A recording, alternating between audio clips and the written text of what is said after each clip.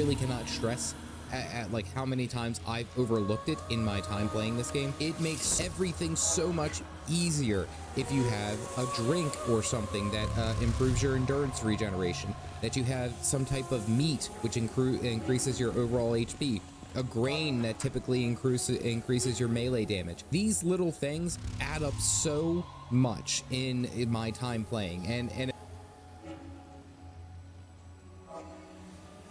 in Nightingale, in the Empyrean Observatory in Welkin's Reach, how do I solve the puzzle?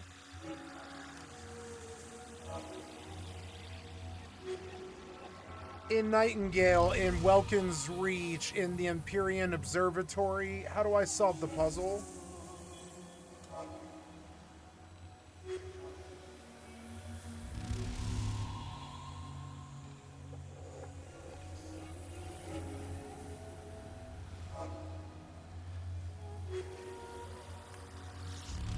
Oh, okay, so...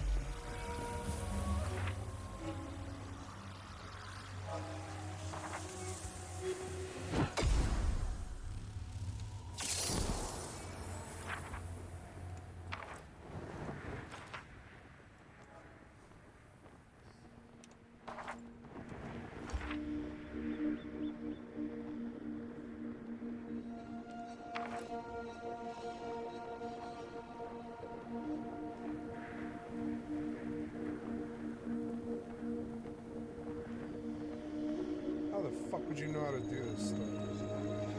You wouldn't know, really.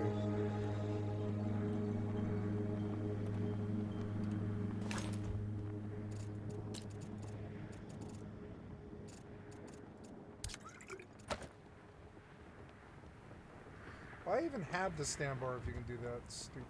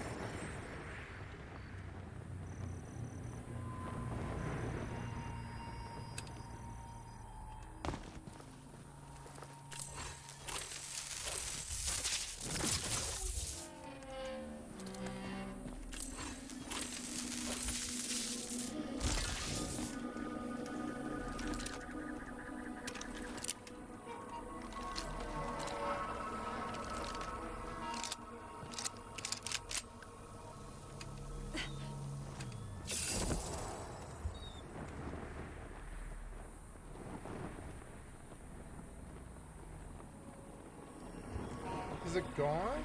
It's just gone.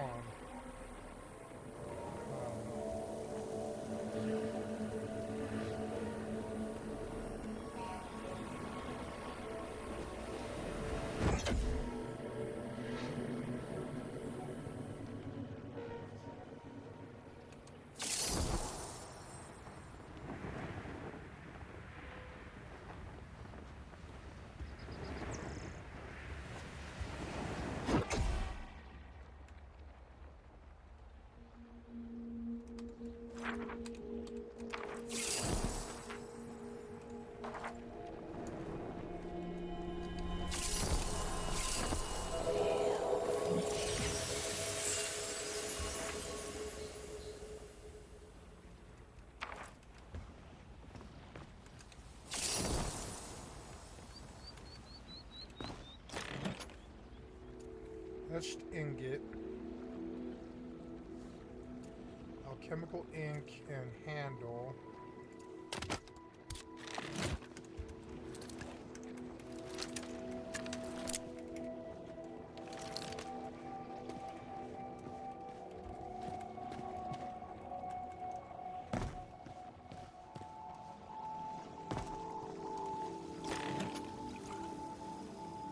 Hilt.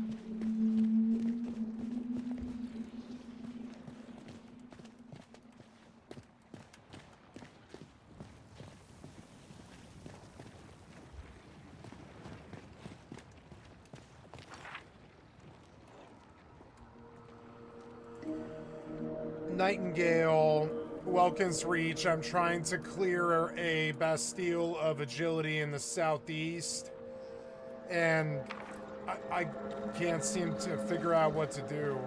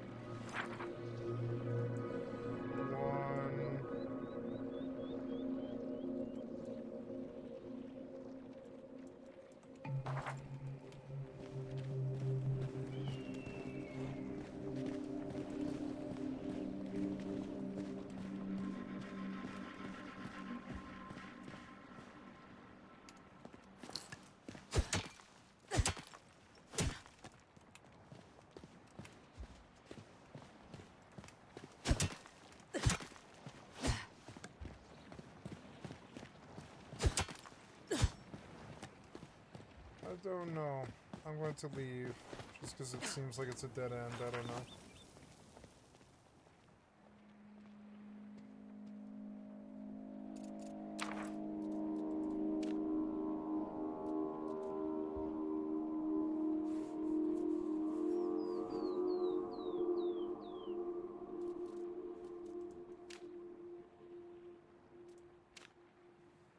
Oh, conquer Bastilles of Agilities. So this one, I don't know. This one didn't work, but there's another one due west.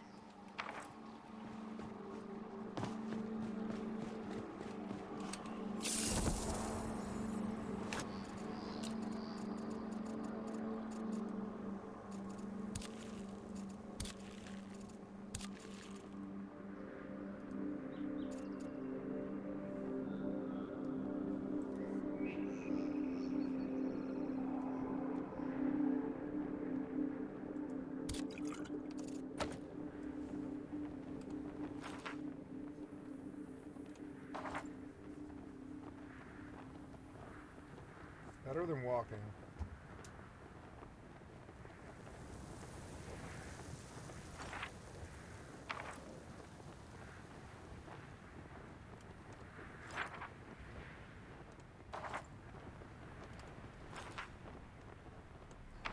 There's this portal to the desert realm.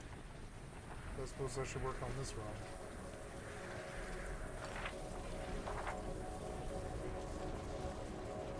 What is that?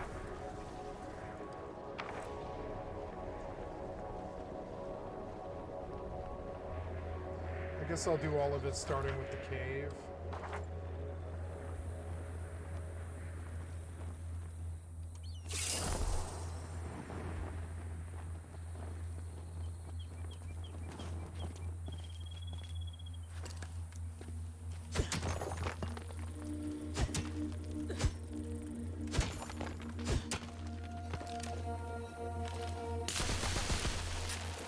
Maybe I prefer third person, actually. Oh.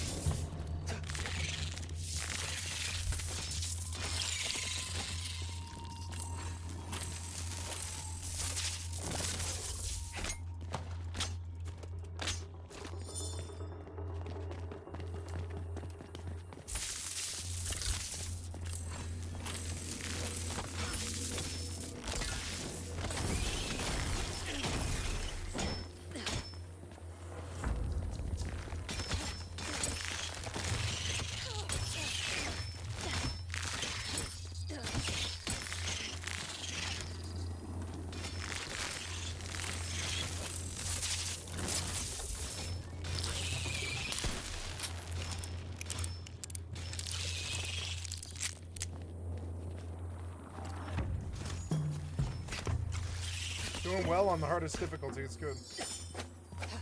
They're chunky, but you can kill them.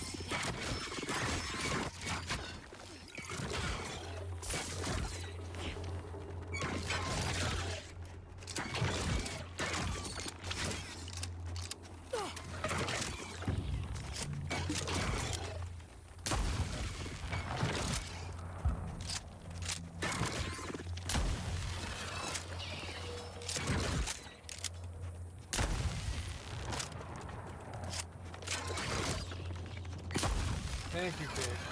It's good that she blocked it. This was awesome. I love the fucking fighting in this game.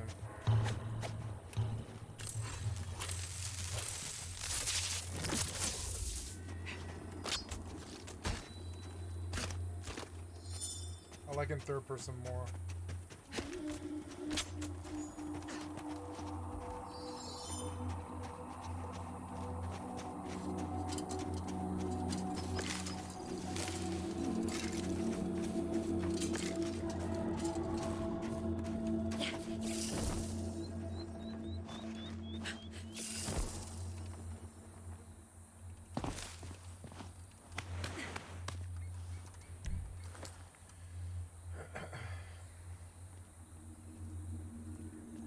And it's something that I really didn't necessarily focus on during my playthrough, my initial playthrough. Yeah, I would get whatever I found and I'd cook up some wolf meat and think I was good, when really I could have had like an open sandwich or, you know, some chai tea or, you know, something that was a little bit better, saffron tea. These types of things that were very, very critical to my, we'll say, growth in this game, and I was neglecting them completely. If I were to start over as a new player, that is 100% something that I would focus on. Focus on maxing out that food a heck of a lot sooner, keeping it up at all times. The last thing that I probably would have done sooner, and I would have done differently, let me say, is my first experience with hollow halls. I actually didn't even do the Springlands hollow halls until I was way over leveled.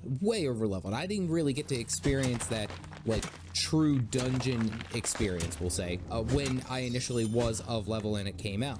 Now, granted, I could always start a new character and go and do it again, of course, yeah. However, it was something that I was like kicking myself that I didn't get to go and do. And I didn't even get the Survivor down there up until recently. It wasn't a very quick experience for me. But the idea of going into like a 2-hour dungeon where you have to delve all the way down to the freaking bottom to get to, and there's like all sorts of skelly boys that are trying to kill you. I mean, that's a lot of fun. And I kind of regret, we'll say, and it's something I really wish I would have done sooner, is I really wish I would have done the hollow halls at the appropriate level and made it like actually the fun that it was supposed to be, that first experience of hollow halls. These are definitely some ideas with Enshrouded that I would have done better, we'll say, done differently if I were to start over as a new player. Now, it's not to say that I'm an absolute pro at the game. I hardly call myself that. However, in the time that you do play, you of course learn more and more, and I've learned quite a few different things in my time here, and without a doubt, if I were a new player, that's where I would start. I would start out with getting the survivors, focusing more on my progression than actually building buildings. I love building buildings. I get what do you want from me? But then also figuring out my build a bit sooner, getting those food buffs, and then actually enjoying the hollow halls the way that they were intended. I don't know. Maybe in the future, Enshrouded will offer some kind of, we'll say, instance repeat where it's like you can go back in and it level locks you to whatever that is, and you keep all your gear, yeah, but it scales you down to whatever is current. That'd be cool. If you are new to Enshrouded and you are looking to get started, you can click this video here. Now, this guide is from last year. However, it's still relevant with a lot of the different information. It should help you out on your journey. As always, stay caffeinated, folks.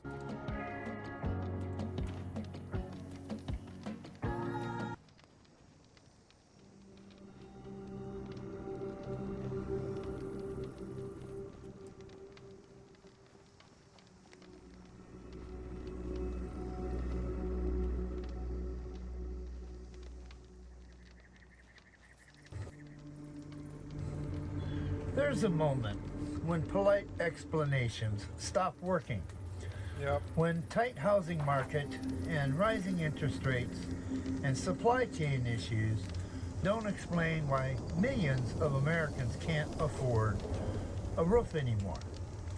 And that moment is when you ask the question the country hates the most. Where do they expect us to go?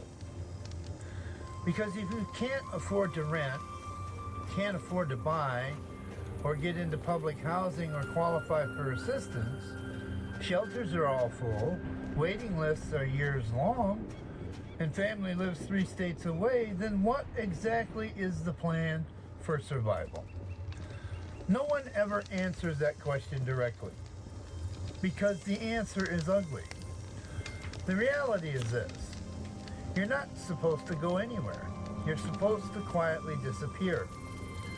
You're supposed to figure it out without being seen. And you're supposed to solve your poverty off camera.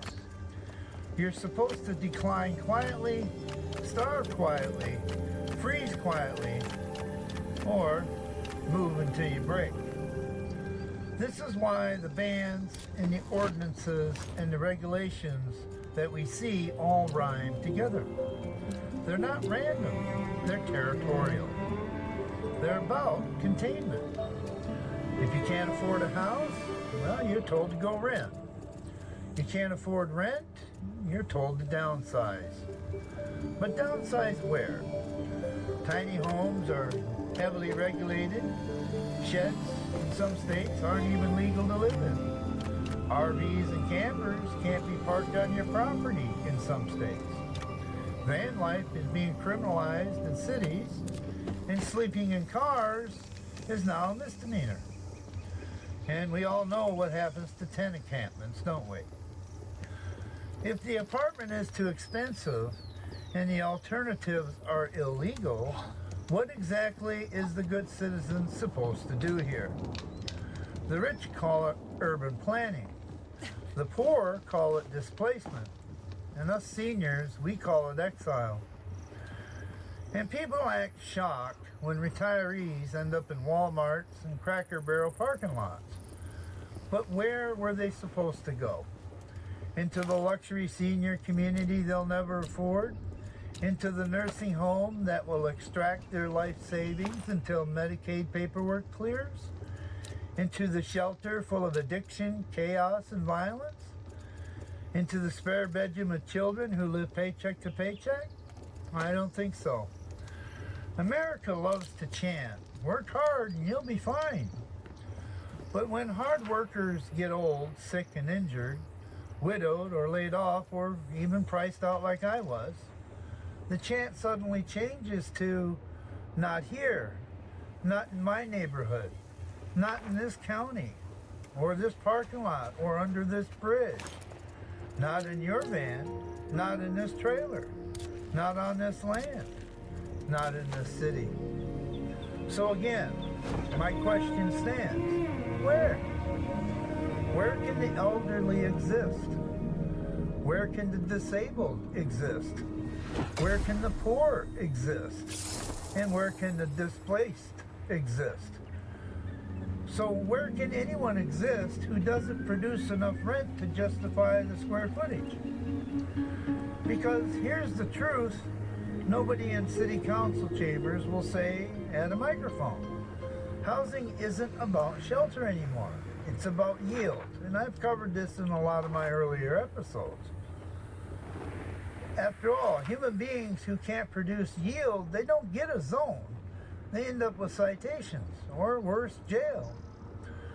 Housing that was once a human right has become a financial instrument, then a speculative casino. Then it became a class filter, and now it's a compliance test. You see, if you can pay, well, then you can stay. But if you can't, you better move on. But again, move where? After all, they look at it as, well, that's not their problem. The cruelty isn't just that the system doesn't care. The cruelty is that the system here doesn't feel obligated to answer the question in the first place. So how did the last resort become illegal? Well, that's a good question. You see, when the rent is too high and the mortgage is out of reach and the waiting lists are closed and all the shelters are full, people do what human beings have always done when backed into a corner. They improvise, they adapt, they overcome. They downsize, convert, share, repurpose. They live smaller, or they live different. And this is not chaos. This is what I call resilience. And that's exactly why the system hates it the most. Because every time the poor or the elderly invent a workaround, it threatens the one thing the system worships above all else: compliance through dependency. And I've covered this in several of my earlier episodes. After all, you look at the list of last resort survival options that have exploded over the last 20 years. Tiny homes, shed and cabin conversions, van and RV living, trailer parks and manufactured homes, or multi-generational housing, rooming houses, car camping, and rural lots with off-grid setups like mine. All of these have one thing in common here. They allow people to survive cheaper than the market wants them to. And that can't be allowed. So instead of fixing the housing crisis, America chose the easier solution. Let's criminalize the alternatives. Tiny homes, some are banned, others are restricted by minimum square footage, requirements designed for McMansions and not for survival here. Sheds converted to cabins? Well, no. Suddenly they require residential zoning, permits, septic inspections, and electrical certifications. And it defeats the entire purpose of the building cheap. RVs and campers on your own land? That's illegal in a large part of this country. And not because it's unsafe, but because it violates community standards. Well, that's code for property values. And van living? We've all seen on YouTube what's going on with that. You get ticketed, towed, impounded, or banned, and no overnight sleeping, of course. Car camping? That's even getting worse. Criminalized from coast to coast through curfews and parking bans. Trailer parks, well, they're turning them into luxury apartments on the land. Boarding houses and rooming houses are regulated out of existence for decades under zoning that forbids unrelated adults from living together. And of course, we have shared housing among seniors, often blocked by zoning restrictions that pretend to be about safety, but are really about aesthetics, let's face it. And when people finally pitch tents because there is nothing left at all, well, cities order police to clear the encampments for public health, as if homelessness is an infection instead of a policy outcome. And let's watch the sequence play out here. First, they price you out, then they ban the alternatives, then they criminalize your survival, and then they ask you why you're homeless. Sounds about right. Then they blame you for it. You see, this is not incompetence. This is what I call boundary enforcement.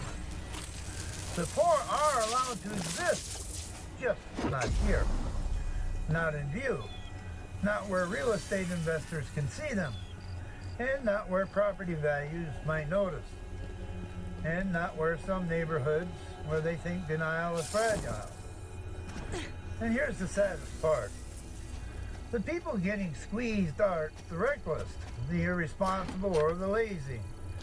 They're the people who played by the rules their entire lives. Retired union workers in 20-year-old RVs. Seniors who paid off a modest home only to lose it to taxes or medical bills. Widows living in vans to stretch a small Social Security check. Disabled adults making $900 a month in cities where parking costs more than the rent used to. Working poor families and campers who would love an apartment, but they don't meet that 3 times the income requirement. And I'm sure some of my people here watching can share their own experiences in the comments below. I know I'm going to see some. I mean, here's my final thought. We pretend the housing crisis is about affordability. But affordability is just the surface problem here. The deeper problem is that the system decided there are correct ways to live, and being poor is not one of them. You see, it's not enough to survive. You must survive in a way that is aesthetically pleasing and profitable to the people in charge of the land. And that's what makes the bans make sense. because alternative housing threatens the market, the yield, the narrative, and it threatens the illusion of national prosperity. Because if millions of people started living cheaply, openly, and successfully outside the sanctioned housing system, the lie would collapse overnight. Which brings me back to the question I asked earlier. If these forms of survival are banned, then where exactly is the person supposed to go? Because a society that outlaws the last resort isn't confused. It's eliminating the option. I hope you've enjoyed today's episode, and I look forward to seeing you again tomorrow for part 2. So until then, folks, let's rise together.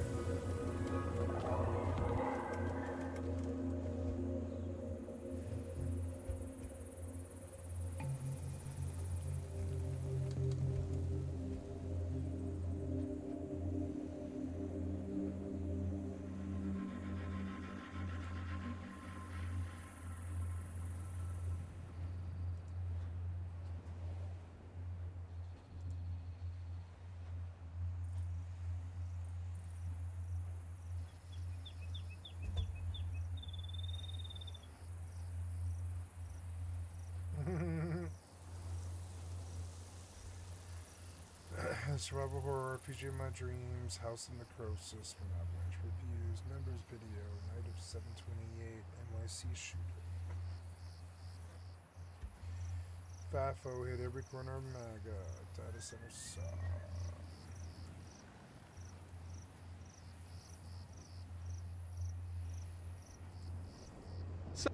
So MMOs are like easily one of my favorite kinds of games. Having a living, breathing world with all kinds of people just leads to so many unique interactions and personal stories. But lately there's been some very civilized discussion about MMOs being in a bit of a rough spot. So since I've clocked in like, I don't know, like a handful of hours across a few different MMOs, I figured why not sit down and try and take a more optimistic but educated look as to what's really going on here. In the early days of the internet, the MMORPG was basically the only game you ever needed to play. From social circles to self-expression to intense gameplay and relaxing gameplay and going freaky style. You never really had to leave. But over time, the internet developed. What was once a World of Warcraft guild chat became a Discord server. Nights that used to be spent raiding are now girls' night, where we play some friend swap, and sometimes one of the girly pop has to sit out because the game's full. The MMO genre was kind of stripped for parts like a used car, which has kind of left the genre in a bit of a weird spot. If you look at the graph, it's obviously been going down since like 2010. But does that like really matter? My personal enjoyment from MMOs doesn't really follow the trends of this graph at all. I think at its core, there's one key thing that people are craving, and I think the solution lies in finding it. In finding what I call the feeling. But hold on a sec, folks. It's time for Pint to pay her rent. Holy chungus, it's War Thunder, the most comprehensive vehicle combat game ever, and entirely free on PC, consoles, and mobile. With an unmatched wealth of high-quality content, there's simply no better game suited for fans of military history. And with over 95 million players, I'm sure you'll be able to find a friend or two. Or you could shoot them with a gun. And probably my favorite feature is that War Thunder doesn't have basic health bars. Each vehicle is intricately modeled with components that are susceptible to damage from enemy fire. Speaking of vehicles, we got over 2,500 of them. I'm talking tanks, planes, helicopters, ships from 10 major nations with a huge range of time periods to choose from. So you can play as a biplane from the 1920s fighting a modern military fighter jet. And with graphics and sounds this immersive, you'll feel like you've actually been handed the keys to a powerful war machine without needing, you know, a license and safety training. So do yourself a favor and join the fray that only War Thunder can offer. New and returning players who haven't played in the past 6 months can sign up with my links in the pinned comment and description, and you'll get multiple premium vehicles, 100k silver, and an exclusive vehicle customization. But don't dally, this offer is only available for a limited time for PC and console users. Ad over. What feeling, you ask? Let's cast our minds back a decade or two. You just got home from school and you head over to the family PC. It's Friday night. And ahead of you is a whole weekend of helping a 37-year-old woman process her divorce. You log on, and you're on the coast of Dark Shore, staring into an endless mass of trees. You're paralyzed on the shore, index finger quaking as it hovers over the W key. Today, you discover what lies within. That is the feeling I'm talking about, baby! The adventure, what the French call le unknown. And I know this goes against the popular understanding, but I don't think I enjoyed this just because I was a kid. My actual belief, and hopefully the point of this video, is that that feeling is a lot more abundant than people would believe. So, to understand why, let's take a look at a time when that feeling was nowhere to be seen. In 2021, I was playing some frickin' World of Warcraft, and a tree caught my eye. A tree that I've seen countless times and thought nothing of. But today, it was pissing me off. I knew every sickening detail about this thing. Like, I could perfectly envision exactly how my character would slide across it if I jumped into it. I knew I could attack through it without breaking line of sight. I could even picture the way it looked from the inside. Just empty. Whatever value it once offered had long since been consumed. Now all that remained was this haunting effigy of textures and pixels built to resemble a tree. And that's when I first thought, I don't think I'll ever feel that feeling ever again. I finished the movie. I ate the meal. I stroked my shit and shot hot ropes. Here I was, trying to gnaw at the plate for another crumb. I'd staked my whole self-worth on the esteem of my virtual character. Because after all, that's what I wanted, right? Back in Dark Shore, to become stronger bit by bit, to become more knowledgeable. But it was clear now that somewhere along the way, the journey had ended without me noticing. I was just sitting at the destination, wondering why the car had stopped. Ah, shucks. Well, maybe it could all still turn around. I heard the new expansion's coming out next week, and it might be good. It's fucking shit, said the fuck you guys. And so, during Shadowlands, I and many other players walked away from World of Warcraft. And as a result, many wayward souls were cast adrift with nowhere to call home. This was a time of discord, anger, and strife. Because as we all know, MMO players do not express their discontent quietly. And bereft of hope, people were searching for anything to fill the void in their hearts. But amidst the chaos just up ahead was an emerging competitor. And with nothing left to lose, I figured, why not finally give a new fantasy a try? And so that's when I began playing Minecraft for like 2 weeks, and then I started playing Final Fantasy 14. By all accounts, I thought I'd fucking hate this game. There were so many teensy little things that rubbed me the wrong way. Cars in my fantasy game? The weird little dead eyes on these fucking toddlers? Like, what? Am I gonna play a fucking toddler? That's stupid. And as a stereotypical Gen Z queen who only knows how to eat hot chip and lie, you're asking me to read? Like how people used to do with the Bible? But much to my surprise, these things grew on me. The story was good enough to where I didn't mind reading. Sure, this thing looked weird, but had I considered the funny? I was charmed by things I wasn't expecting, even though I still fucking hate the cars. I met new people here. I found new friends. And as we played together day after day, I realized that feeling World of Warcraft had offered me in the past, it was here too, to be felt again. This is it, I thought. I finally found the right MMO this time. And it's gonna stay this way forever. But what many of my trillion billion adoring fans didn't know about this period of time is that my life was pretty sad chungus. A little something had forced us all indoors. And little did I know, I'd just entered a pretty shit living situation. I was living in a city hours away from anyone I knew. I'd developed a fear of leaving my apartment, and as a result, I did not meaningfully interact with a single human being for over a year. It was a pretty dark time, but as bad as it got, here inside my little computer, there was some light. I could talk to friends. I could contribute to the world with my videos. and every day enamored with that unforgettable story and all of its iconic moments.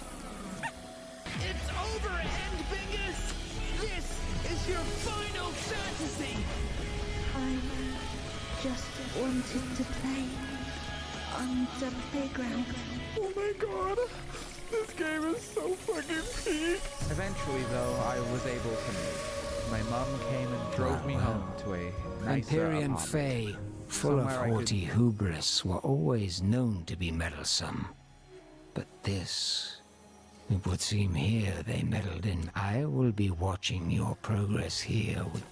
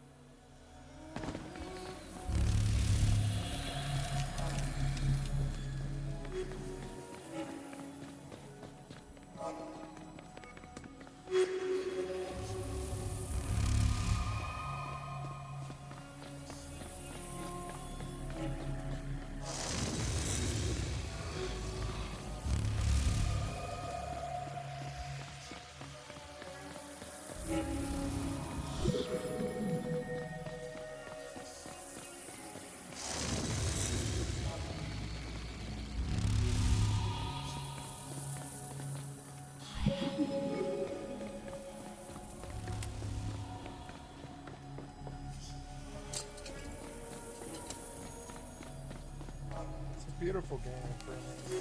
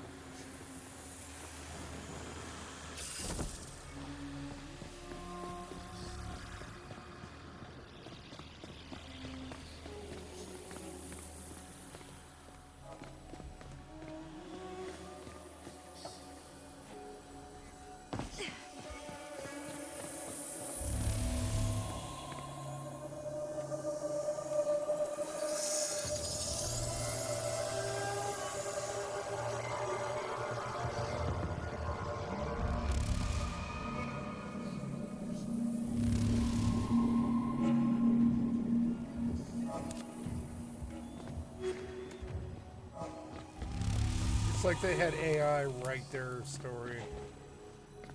It makes no sense to me at all.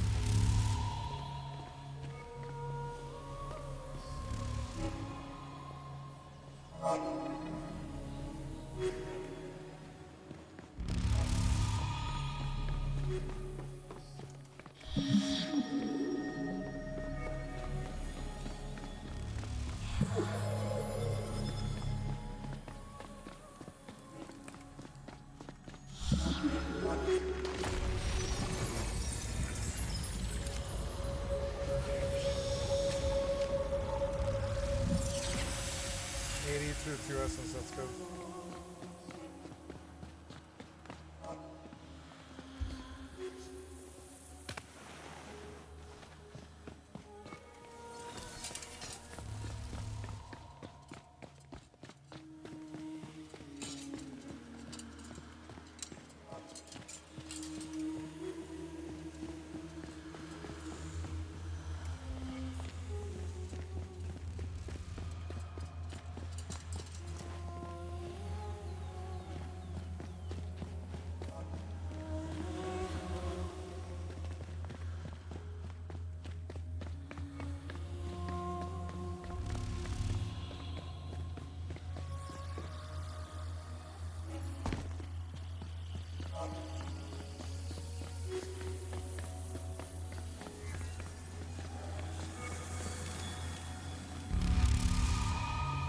I hate puzzles like this.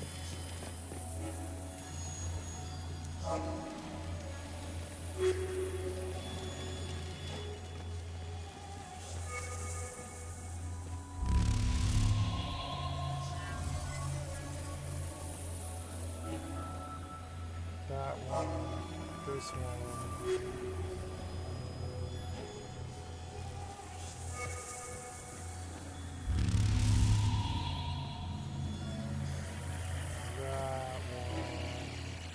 Lower one, and this one, and then the one by the blue, and then down again, and then middle.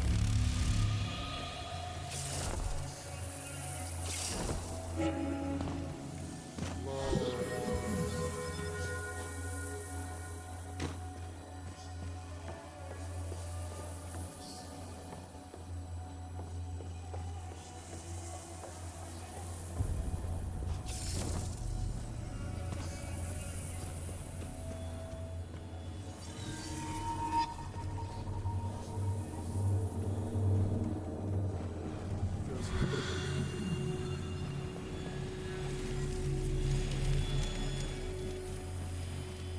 This one,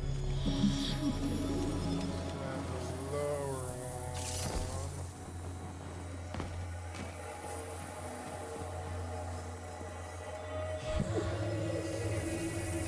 and then finally,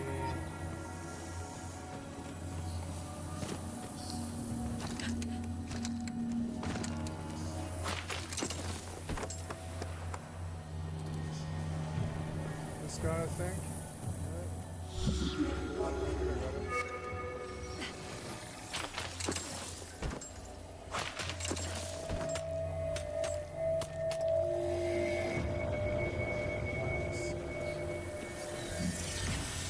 Another bunch of T2 essence. And that's all three of the puzzles, I think. Then I come all the way up to the top.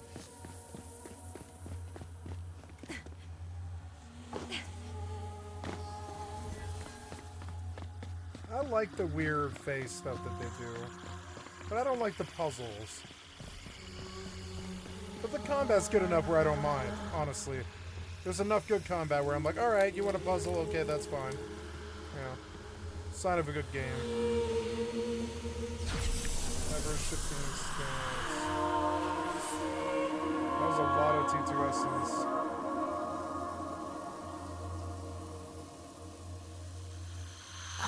Me, Godbarni Tued.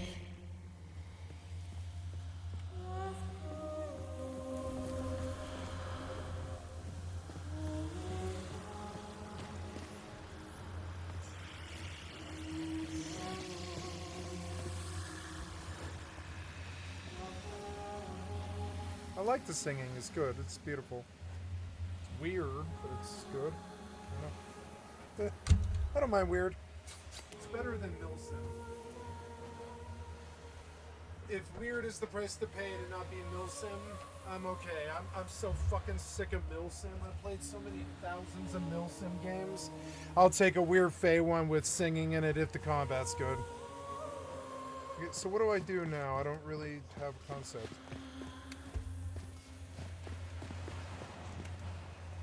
Okay, now that all 3 crystals are there...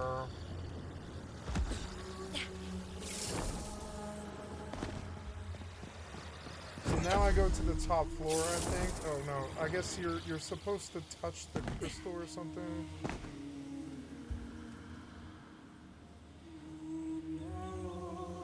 Locate the sparkling sphere.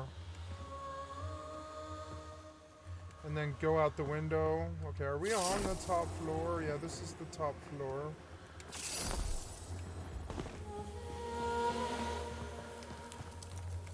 It's not that right. Oh no, it's this thing. There we go.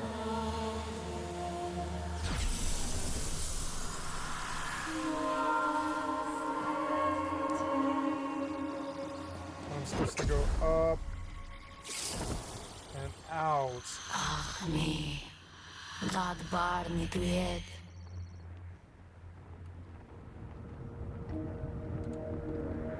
Yeah, with the buff active, I can drop down the well, and that's the storyline. I didn't know. How the fuck would I ever know this? It would take me so long to figure out something like this. There's no way I would not intrinsically know. Little bit too unintuitive. Okay, according to this, I'm supposed to go down to the bottom of the well. Oh. Revive me, Kate. Thank you.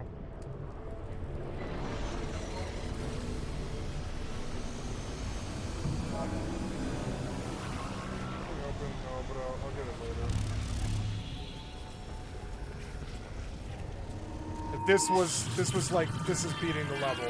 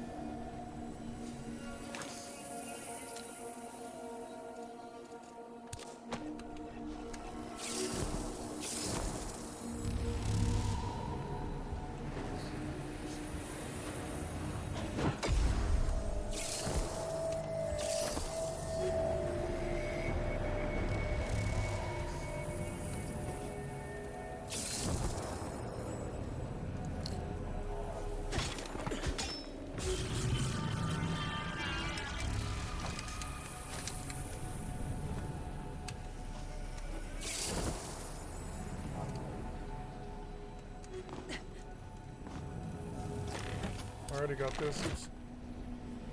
So what is it on? Oh, I see. So the door's open. No, the door was always open, I think. So what happens if I go down into the well?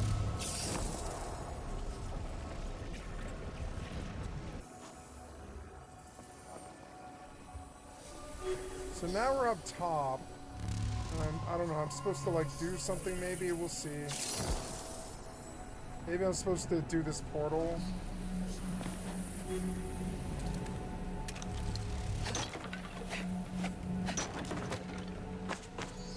Nice gunpowder stuff, sulfur, explosive marbles.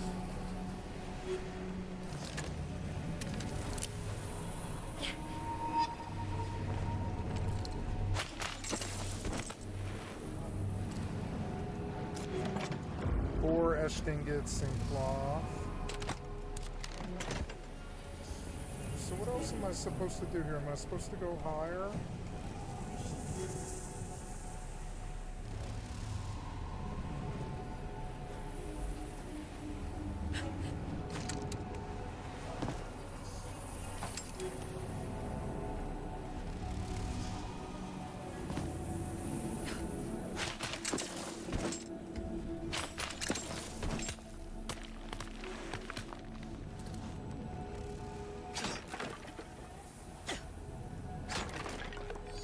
Nice, lots of ammo, nice marble stuff.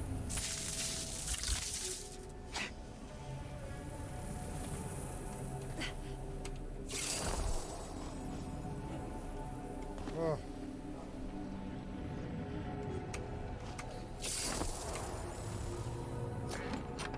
Nice, it's the Thinned Veil car. Play this card to move more quickly, leap safely to great heights, and use stamina more efficiently. Blunderbuss card. Play this card to increase the damage you deal with shotguns. The yield when crafting shotgun ammunition. Trickster card. Leap to great heights, resist injury. Cool, so I got a set of cards here. That's cool. And now, I don't know, do I go lower? Did I get that chest? I think I did. I got that chest, yeah. So now I go into the portal, I guess. I don't know. It doesn't kill me anymore, but I don't know.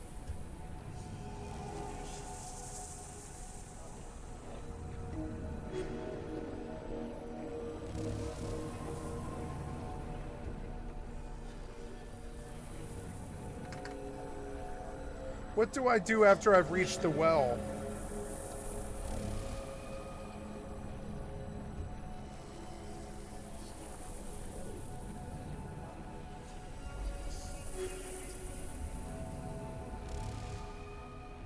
Oh, okay, there's more stuff down in the bottom. Okay.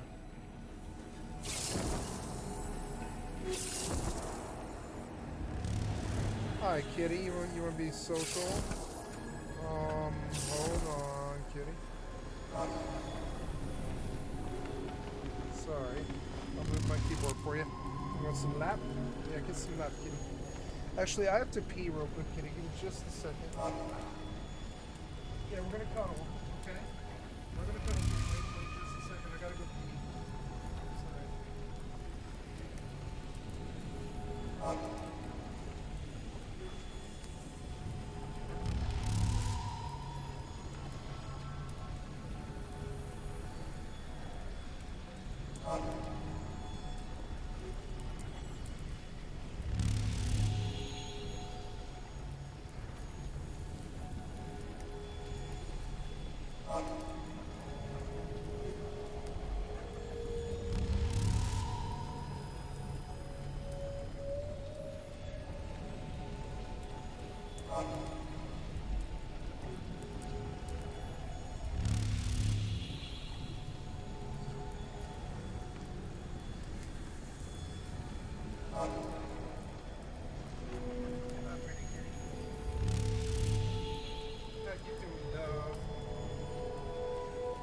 So, I feel like I've done enough storyline progression.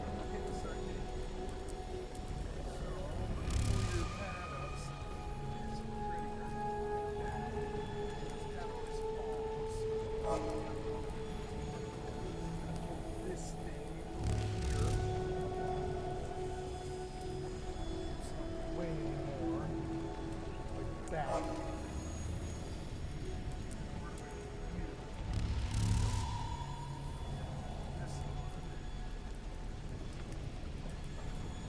Okay, beautiful kitty. You want to cuddle?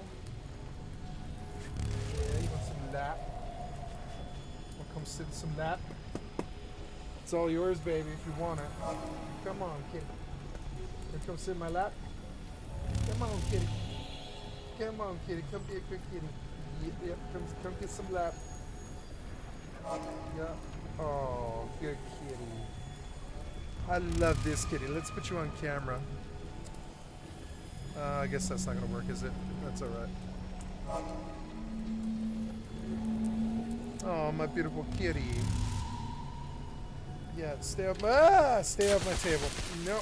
Oh, kitty. Stay off my table. Yep, stay off my table. Yep. Good kitty. Stay off my table. You're such a good kitty. Oh, she's such a good kitty. She makes me so happy. Yeah, you're just a good kitty. You're just a good kitty. Alright, so in the basement of this place, I'm supposed to be able to go somewhere. No, is this it? Oh, you beautiful kitty. Oh, F to revive. dead? She must be. So do I have to get the buff first again? Travel to the Imperial Well. Oh, this is the Imperial Well. I mean, not travel to the lesser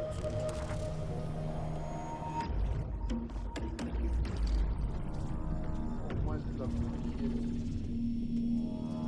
Such a cool kitty. I love this kitty. Yeah, it's so nice and warm tonight. It's nice and warm in here, isn't it, kitty? You were outside in the cold winter for like 6 hours today. It's nice and warm, isn't it?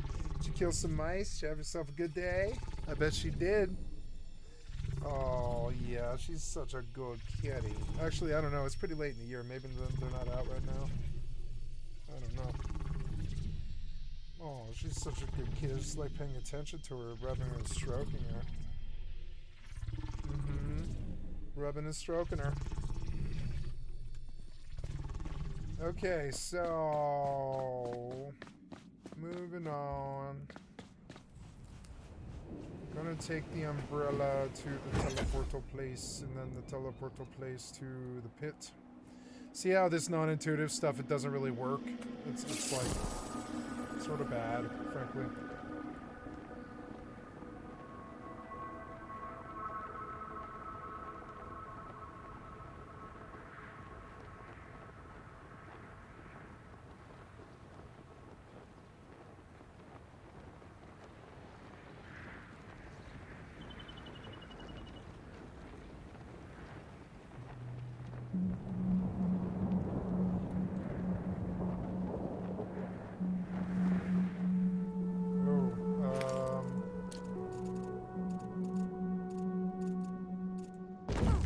Oops. I mean, I guess this always works. Yeah, this sort of works, actually. It's faster, maybe. Nice, yeah. And I'll regen. Oh, my pretty kitty. I love my pretty kitty. She's such a good kitty. I really love my kitty. Yeah. Yeah, we're just gonna touch you a lot. Yeah, you're just a pretty good kitty. Dirty little kitty. I'm just kidding. You're not dirty. You just play dirty sometimes.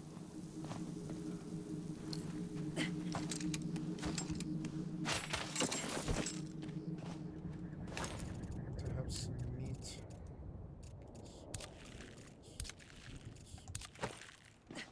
Trying to figure out what this developer wants is annoying me, kind of.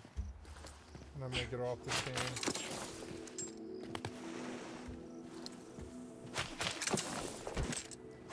But I do like the content. I like the combats. Technically, I should not do this on hardest difficulty at all. But I don't know if it matters.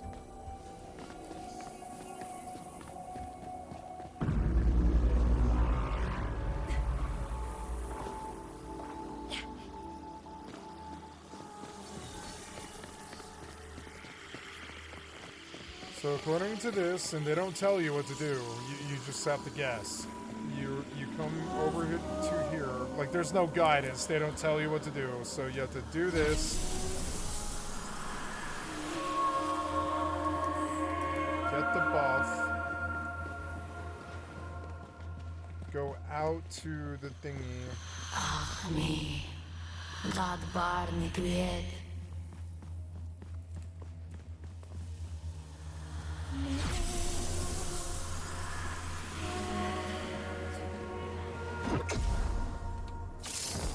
According to this, you're supposed to just fly over there.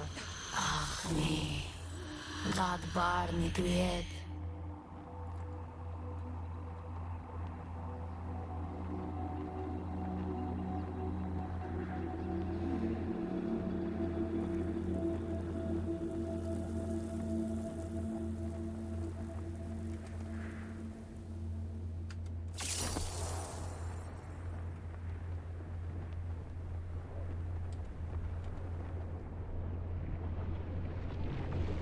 So apparently I've done a bunch of this puzzle.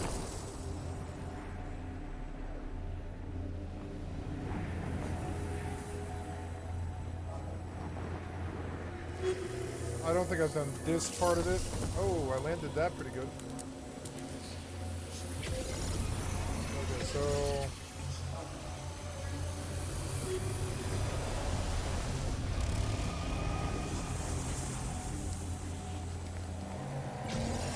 Oh god, ah! Nope.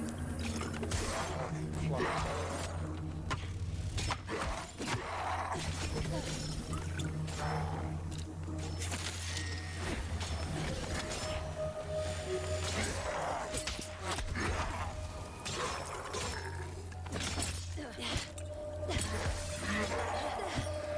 Got it.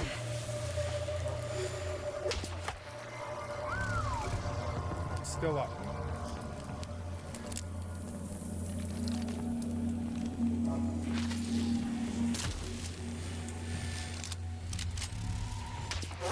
Oh, you son of a bitch.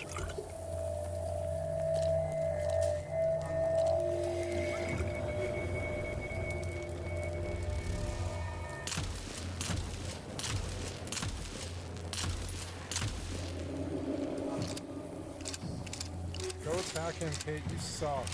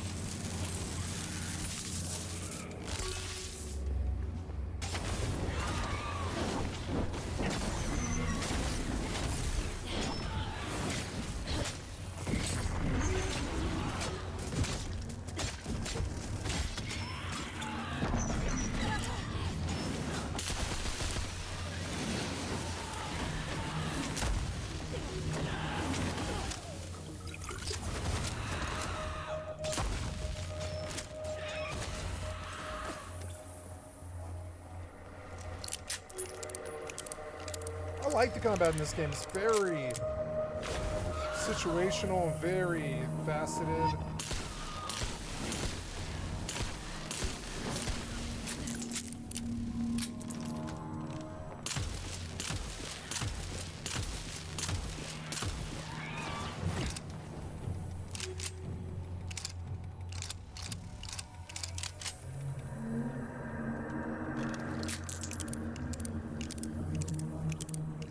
He really wants to range me.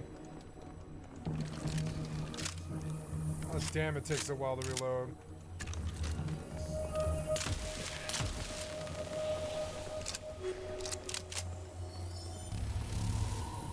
So we got the spawner. Supposed to figure out some puzzle here, but I don't know what it is. Oh, I think part of it is... I've got to tell her to...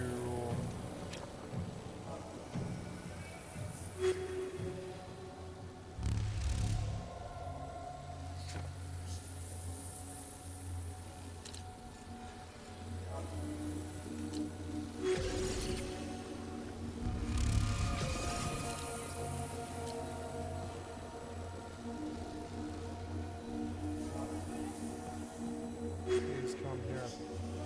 Please come here. Please come here, Kate.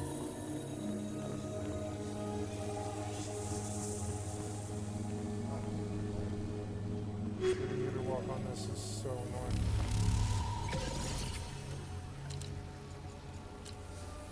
That's the...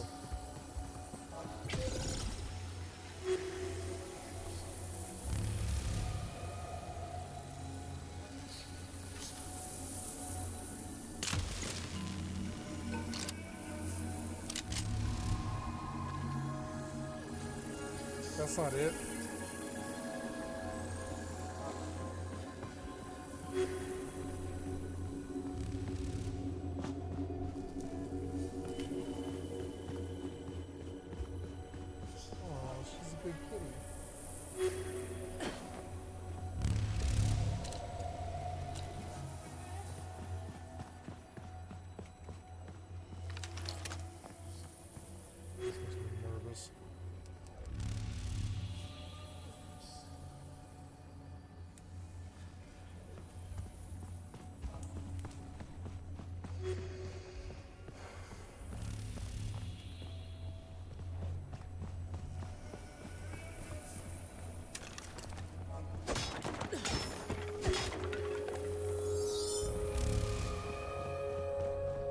This room is dead. There's nothing here. Yeah, this room is dead. There's nothing here.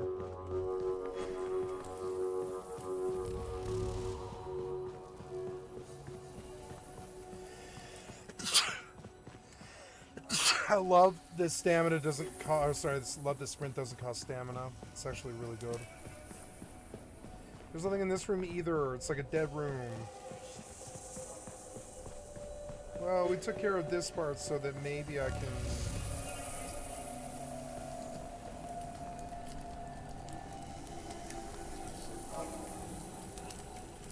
I hate puzzles like this.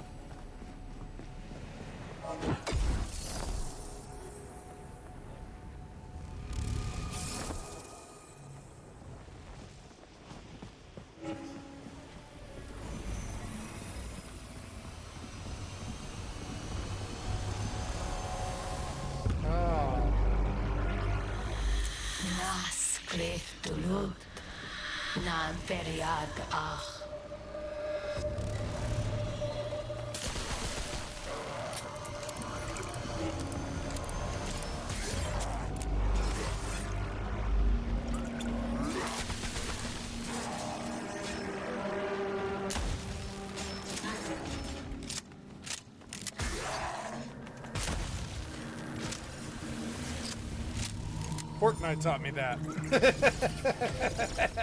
Little shotgun monkeys come right in my fucking face. Fortnite taught me how to do that. Oh, god damn it. Whoa, what? Whoa. Oh, get out.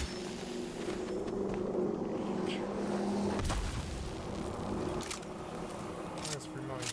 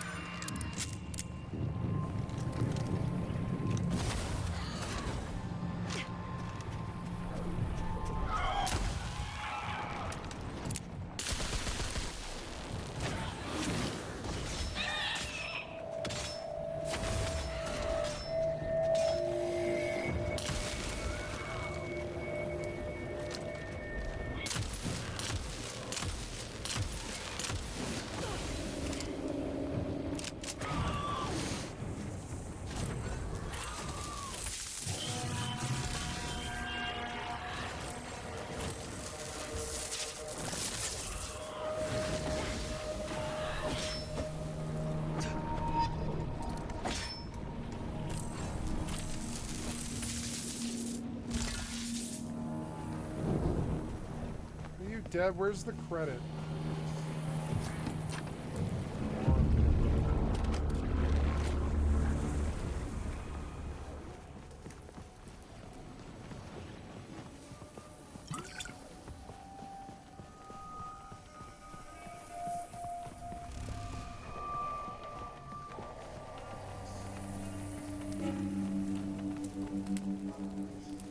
This isn't it.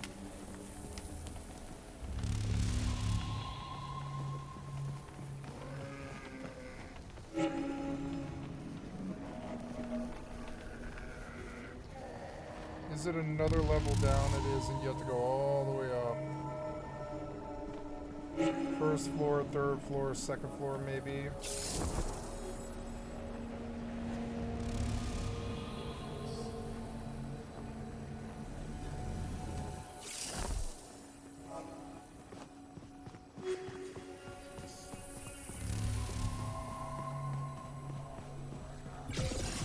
that it?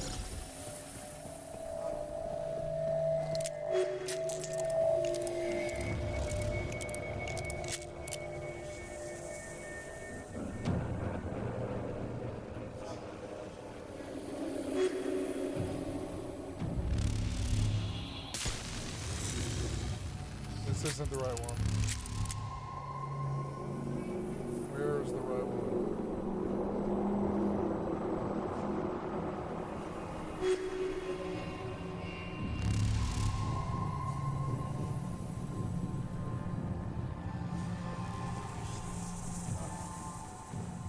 Can I shoot them all from the center?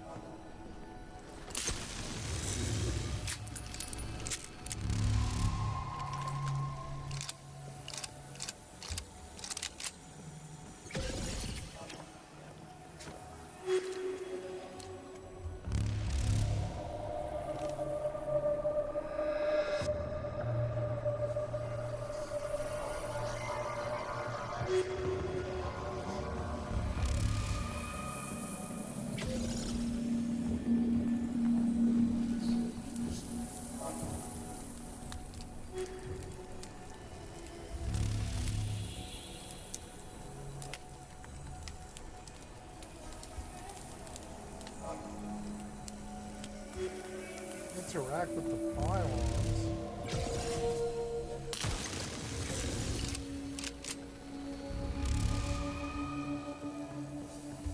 Oh, okay.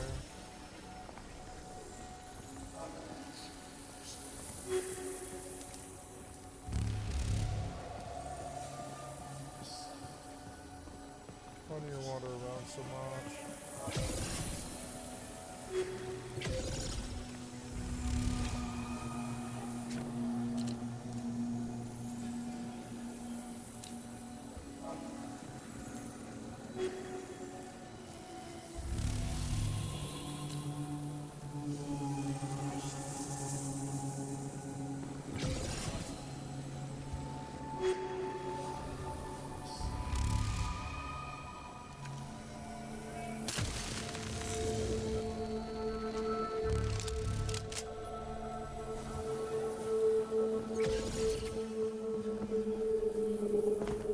I don't understand. I don't know what I'm doing, and I don't want to read this developer's mind anymore. I'm gonna get off this game. I like this game, but it's got problems. The puzzles are just not welcome. It's a survival game. I don't care about your stupid puzzles. And I have to go into a boss fight that I set on high difficulty, and I don't really want to do that either. But I'm doing okay on Nightingale. I don't have to do that. I can go to a desert realm and just have fun. It doesn't matter. Come back to this later.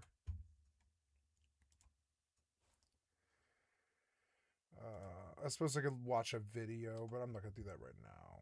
I'll come in, I'll be like, oh, I have to do that stupid well, and I'll watch a video. But I'm not gonna do that now. 14 billion years into the future. There's always gonna be a world of outer fantasy for you to experience. And then one day, I logged back into World of Warcraft, and I was stood in front of that tree. It wasn't malevolent, it was just part of the Elwyn Forest. And I had some kobolds to go kill. And then the same thing happened with Final Fantasy. Recently, I've been having some of the most fun I've ever had. But what I've learned is that you can't force it. You either have to go away and hope it returns to you naturally, or maybe you have to accept that sometimes things change. I don't think MMOs are dying, but I do think that, like many of us, they've changed with the times. They aren't designed to be forever games anymore. You're meant to play them seasonally. They're designed to be friend slop. And I know that's not to everyone's tastes, but I'm actually pretty okay with it. I like the variety. I like going away for a few months and then returning home to a central place that I know. Because no matter what you do, one day the servers are gonna shut down and all that's gonna matter is how much fun you had. Inevitably, I'll probably become disillusioned with the game again, but I just hope that next time I don't miss the forest for the trees. It's a new year, so go play some games, go make some things, and remember, the only thing you should want is to play on the playground. Hello, my little kittens. Thanks again to War Thunder. You can use my links below to get your rewards, including 100k silver. Didn't you already do an ad? Okay, so yeah, this was good. Hey, I went through 45 videos. Time to clear it. Queue cleared. So, go back to the main page. You did not close. I want you to shut. And we will play some Enshrouded. Play.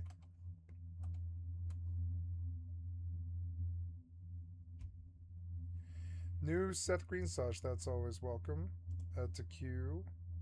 He hasn't been that funny lately, but...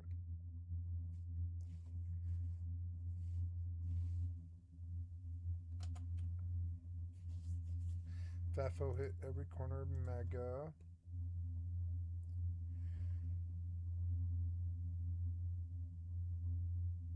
Hardcore Minecraft is actually beautiful, from Jeff.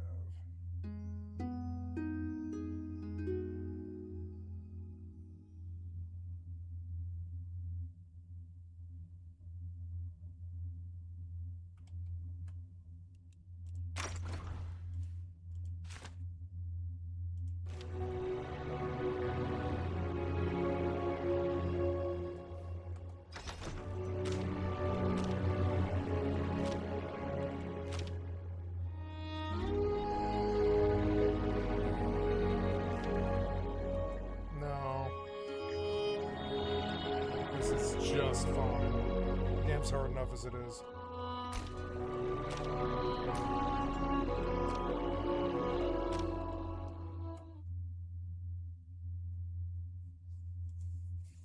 Hey people, Seth here. Pathologic Free is a game about trading walnut shells for opium with a gang of preschoolers, arguing eugenics with rats, and upholding your Hippocratic oath. Despite the number, this is the best entry point to the series. You don't need prior experience or to play the previous titles to understand the contents, which is a blessing because I have. You play as Daniil Dankovsky, Bachelor of Medicine and proprietor of Fanatica, a Soviet institute researching the phenomena of death and its reversal. Funding has run out, and your last hope is a letter describing the existence of an immortal man, Simon Kane, living in a remote town on the steppe. Translation: this game takes place in Kazakhstan. However, upon arrival, you're informed of his murder. To make matters worse, a mysterious plague has broken out, the trains have stopped, and there's no way out.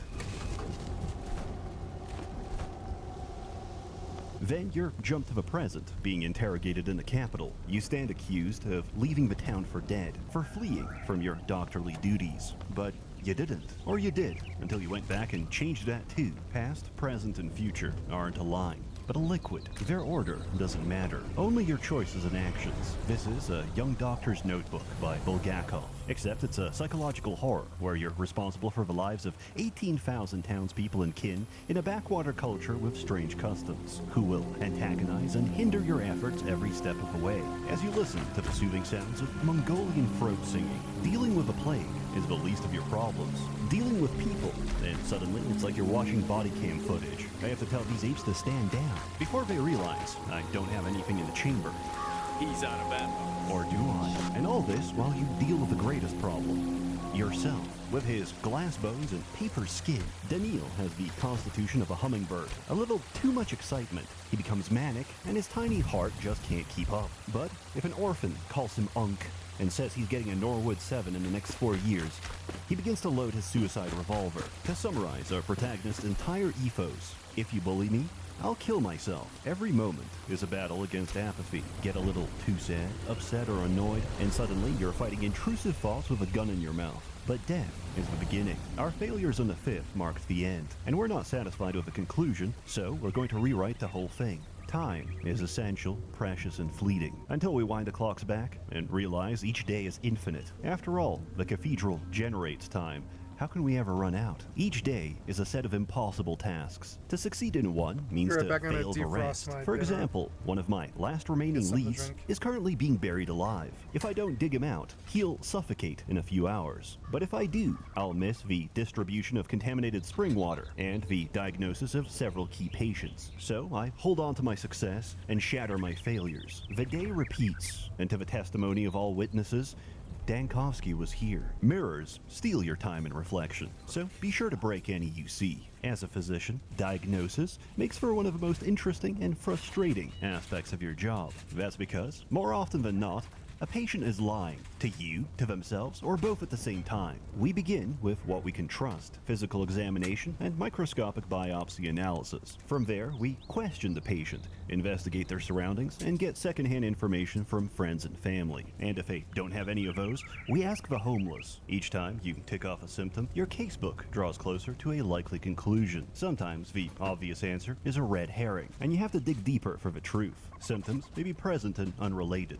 dormant or absent, depending on the progression of disease. Correct diagnosis is critical, as it lets us formulate a provisional vaccine for the day. This isn't the first time the town has dealt with a plague. 5 years ago, the sand pest made its first appearance, which was swiftly contained by a quarantine and burning everyone alive. Unfortunately, the town physician responsible for containing the epidemic, Isidore Burach, has also been murdered on the exact same day as Simon. However, we aren't entirely defenseless. We brought an experimental prototype from a capital, a device that manipulates air pressure to disperse microbial particles. Hold down, charge, and release.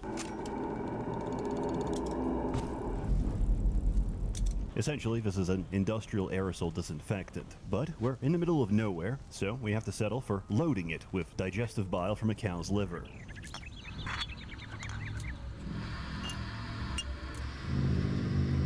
The good news is that we can traverse infected districts. The bad news is that we're going insane. Shabnak Adig, steppe demon and manifestation of a plague, has taken a fascination with us. She is death. You're the killer of death, and she's pursuing a toxic relationship. It's not a case of you're bad for each other. She is a golem made of sand and bone, and she's going to tear you apart. The prototype can only temporarily delay her, but like a moth to flame, she's easily distractible. But we can't run forever. Each site of infection contains a bloom, a cluster of dormant plague. When stimulated by a caustic agent, it becomes active and exhibits autophagy against other sandpass cells. By loading our prototype with a sample, we can fire it directly at Shabnak. You get a single shot at this, so try not to miss. Provided you didn't fumble it, she cannibalizes herself, which slows the outbreak for a day. And tomorrow, she'll remember what you did. Ever since Pathologic 2, the mind map keeps us from aimless wandering. Each time we travel between districts, we have to plot a course. If they're safe, we can pass through automatically, but cross any district that's infected or rioting, and we have to reach the exit ourselves. Personally, I prefer death by ancient bacteria over the raping intent of country bandits. Wherever Dankovsky goes, the sound of clapping follows. But it's not his hands that make the orchestra. After establishing a field hospital, the ruling families give you authority to enact emergency decrees. This is often a balancing act, as many of the measures you take to decrease contagion increase unrest. You get to witness the effects of your policies firsthand, as your enforcers misinterpret routine inspection for board up their doors and windows, kill them if they try to leave. There's a Turkish proverb, feed the orphan today, and in return, he'll sodomize you tomorrow. Don't expect gratitude. You can't save them all. The town collapses after day 5. That's why, initially, we can't go to day 6, because it doesn't exist. That's why we make the decrees. Through our actions, the future has become longer. Traveling to the future requires that the sandpast has not reached a critical point of no return, as seen by the red line in the chart. Basically, we're safe-scumming each possibility until we reach the desired outcome. The powers that be are replaced by the capital. They're outside of the story, and you're actively arguing your case with interrogators sent to destroy you. You can even meet the inspector on day 4 and coax out answers to his strategy. He introduces himself as a dog catcher. In his own words, when he puts on the leash, they struggle so furiously they get into a loop. These loops are dead ends in your reasoning chain, paradoxes and contradictions that have to be rewritten to escape. If we calm down and refuse to struggle, he can't win. We can't influence the outcome without starting the day, but to start the day, we have to convince him of its relevance. For this reason, we dispel his immediate accusations. Then, as the story changes, so does the relevance of what came before and after. You've probably realized by now, there's a lot of dialogue. It's not just verbose and flowery, it's a lot of sophistry. And it goes both ways, because Dankovsky will randomly spout Latin, not even complicated Latin. Instead of saying, "You made a mistake," this man will say, "Errare humanum est." Replace it with Japanese and you'll understand. A patient complains that they're dying. He responds with, "Naruhodo." We're talking weeaboo levels of Latin. Ever since Mandalore pointed this out, I'm led to believe the town doesn't distrust him. They just think he's a neurodivergent savant, as he garbles out, "Watashi wa daniro desu, ikuzo," to a group of blank-faced schoolchildren. On the other hand, this is a man who runs around town like Sonic the Hedgehog while scoping out trash with his Witcher vision, which he stores inside clocks for safekeeping. The signs were already there. We simply ignored the diagnosis. I could spoil the entire plot of a series and lay out every detail, and you would come back just as confused. Without knowing, there's no understanding. Thus, I don't need you to understand my actions. The mother of all weapons, brighter than the sun.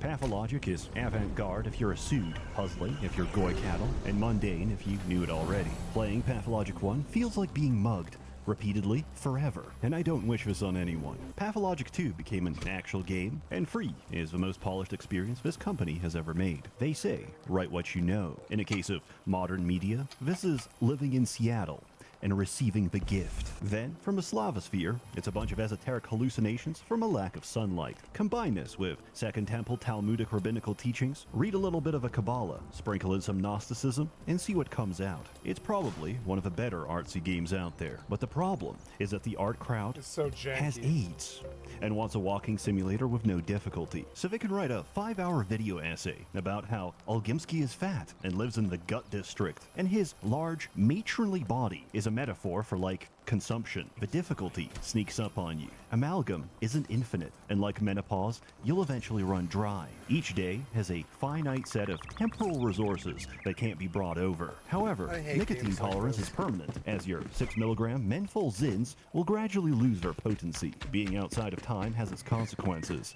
because the drugs are wearing off. There's some rough edges, which I'm told they're working on. The UI isn't final. Quick slots break, some voiceovers and text strings are missing, and once I talked to an NPC and got jump scared by Cyrillic. In summary, philosophers need to be sent to a foreign penal colony where they can't bother the rest of us. I thoroughly recommend it. The game is available on Steam with a 20% launch discount, and for the rest, just watch my other videos.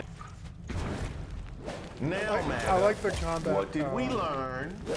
I like the combat in this game Learn. more. Learn. It's got better flow. It's when you get some information from outside. But Nightingale is good. It's like good. We'll work on it later.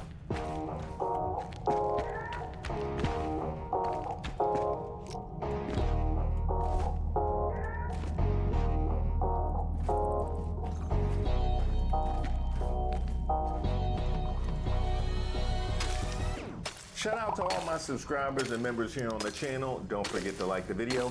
I'm Reese Waters, and this is Who Raised Y'all, where we highlight those unique individuals going above and beyond to make society worse.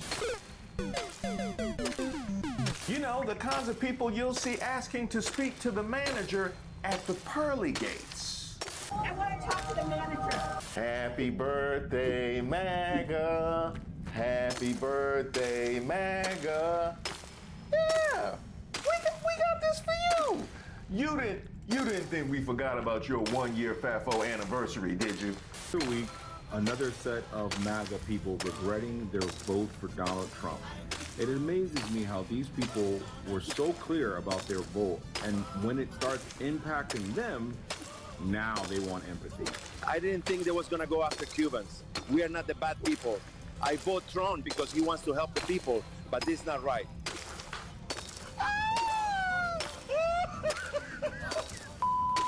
Trump has cut my food stamps from $2,800 down to $350. Now, what am I supposed to do? So I literally just got this piece of mail today saying that due to new policy changes from the Trump administration and all this shit, whatever, that all these cuts and whatever he's doing over there, now they're telling me I have to go work. Now I have to go do all this. I literally got 5 kids, okay? I'm trying to sit here and spend time with them. I'm not trying to go work, 50, 60 hours a week so I can pay bills. We seen all kinds of FAFO. We seen men's FAFO. Trump supporter. I don't know how long I can keep doing this. I have a construction company. Not a fucking thing is getting done. This is what I get. This is what I fucking get. Nothing but white boys.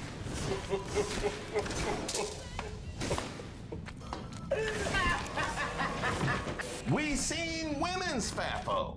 We voted for Trump in 2016, 2020, and 2024.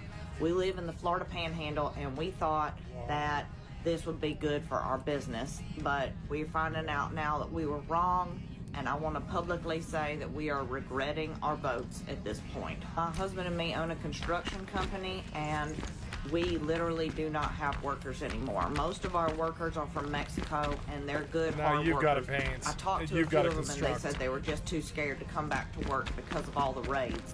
Our construction company's likely to go out of business now, and we don't know what we're going to do, but we're never voting for a Republican again. Ron DeSantis and Trump have been passing laws that negatively affect our business, and I just want to say that I'm sorry for voting for him. I grew up Republican, and it's all I've ever known. But now I can see that me and my whole family have been very wrong about this. So we hope that 2026 comes and we can take back the House and the Senate and stop him from what he's doing. There's a special election coming up in Matt Gaetz's district, and we're going to do everything we can to advocate for a Democrat taking that seat. What's that? It's only 2 genders? Well, I can tell you this. It's more than 2 kinds of FAFO. We seen America first FAFO. First, right, MAGA? Isn't that what you guys always say?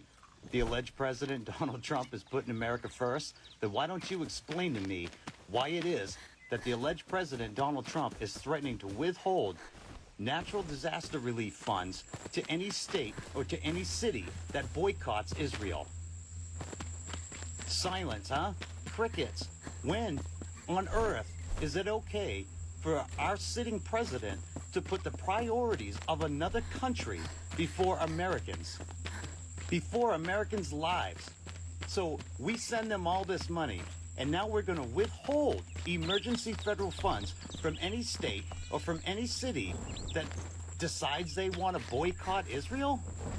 So another country is more important to the alleged president, Donald Trump? Another country far outweighs the American citizen. Y'all really believe that America first, did you? How'd that go with that Hyundai plant? Huh? That's right, a double FAFO. So you know how last week the Trump administration raided a Hyundai plant in Georgia and detained like 350 South Koreans? Well, South Korea has just fired back. LG has halted 22 projects in the United States, including the continuing of building this battery factory in Georgia, which was supposed to be completed at the end of the year, and get this, was supposed to create 8,500 new jobs. And now that plant is on hold because South Korea and LG said, if you're going to deport our people, then we're not going to keep building in your country. This is where the short-sightedness of the Trump administration comes in. They think they're going to score these big political points with their base by deporting 350 South Koreans working in a factory, but they've caused us to lose 8,500 jobs in the process, or at least slow it down when the country is already starting to see slow job growth, even in the negative in some instances. These people never think about anything long-term. It's all about winning the politics of the day. Who cares if we get screwed down the road? So was 350 South Koreans deported worth also then losing 8,500 jobs? Plus whatever the jobs are in the 21 other projects that they halted? No. This is madness. Those are good-paying jobs. It would be in the tens of thousands in a time when the country desperately needs jobs. And instead, these idiots are just hell-bent on making sure that brown and black people and Asian people are discriminated against, and white people feel good about themselves in red states. It's complete madness, and it has to stop. There's a reason why Donald Trump's numbers are in the toilet. Now, whatever happened with those relief funds? Did they ever get those? Talk to the people down in Texas. What? Welcome to FAFO in 3 acts, when rage bait goes wrong. I'm your host, Nick Knapp. On today's episode, we have Texas Proud Patriot 62, or as I like to call her, Extra Large MAGA Marge. Not only does Extra Large MAGA Marge eat her weight in hate, but she quite recently had to eat her weight in karmic retribution. Let's roll that beautiful bean footage. What you gonna do, crybaby? With alligator Alcatraz if I want to. So I'm going to jump on here for a minute, and what I'm going to tell you is FAFO. And if you want to come on down here to the south, this woman right here, I'm going to show you what I'm going to do to you. This is crazy. I know we're not Kirk County. I know we're not Kerrville. I know we're not San Angelo or San Antonio. But hell, we're human beings. Help us. Give us what we need. We are a older community. A lot of our people don't have insurance. They don't have money. Kind of a forgotten community for Travis County. We're unincorporated. We are their unwanted stepchildren out here, unfortunately. Hey, Kentucky, don't laugh. Hey, Kentucky, we got something for you. We got something for you, Kentucky. Right, all right, I got a $9 billion FAFO, a $9 billion FAFO for the state of Kentucky. Come on forward, everyone. Listen to this. Yes, Kentucky is a red state. Yes, Kentucky voted for Donald Trump. This is a $9 billion FAFO. Look at this distillery in Kentucky. That is a huge GDP of Kentucky. $9 billion. They have filed for bankruptcy. $9 billion. The red state of Kentucky, this is an FAFO. Do you remember when the tariffs hit?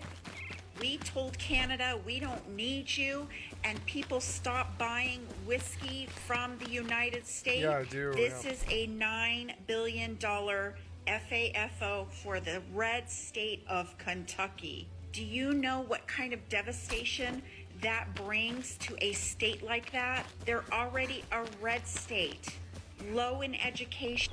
This is going to be a tough FAFO for Kentucky. A $9 billion bankrupt whiskey distillery company is going to lead to a lot of job losses. Kentucky getting exactly what they voted for. FAFO, I think so. The whole state declaring bankruptcy. What Kentucky think they Donald Trump? That's crazy. Pretty soon people gonna start having to grow their own food. There's no emergency funding this year. There will be 1 out of 3 farmers will file bankruptcy.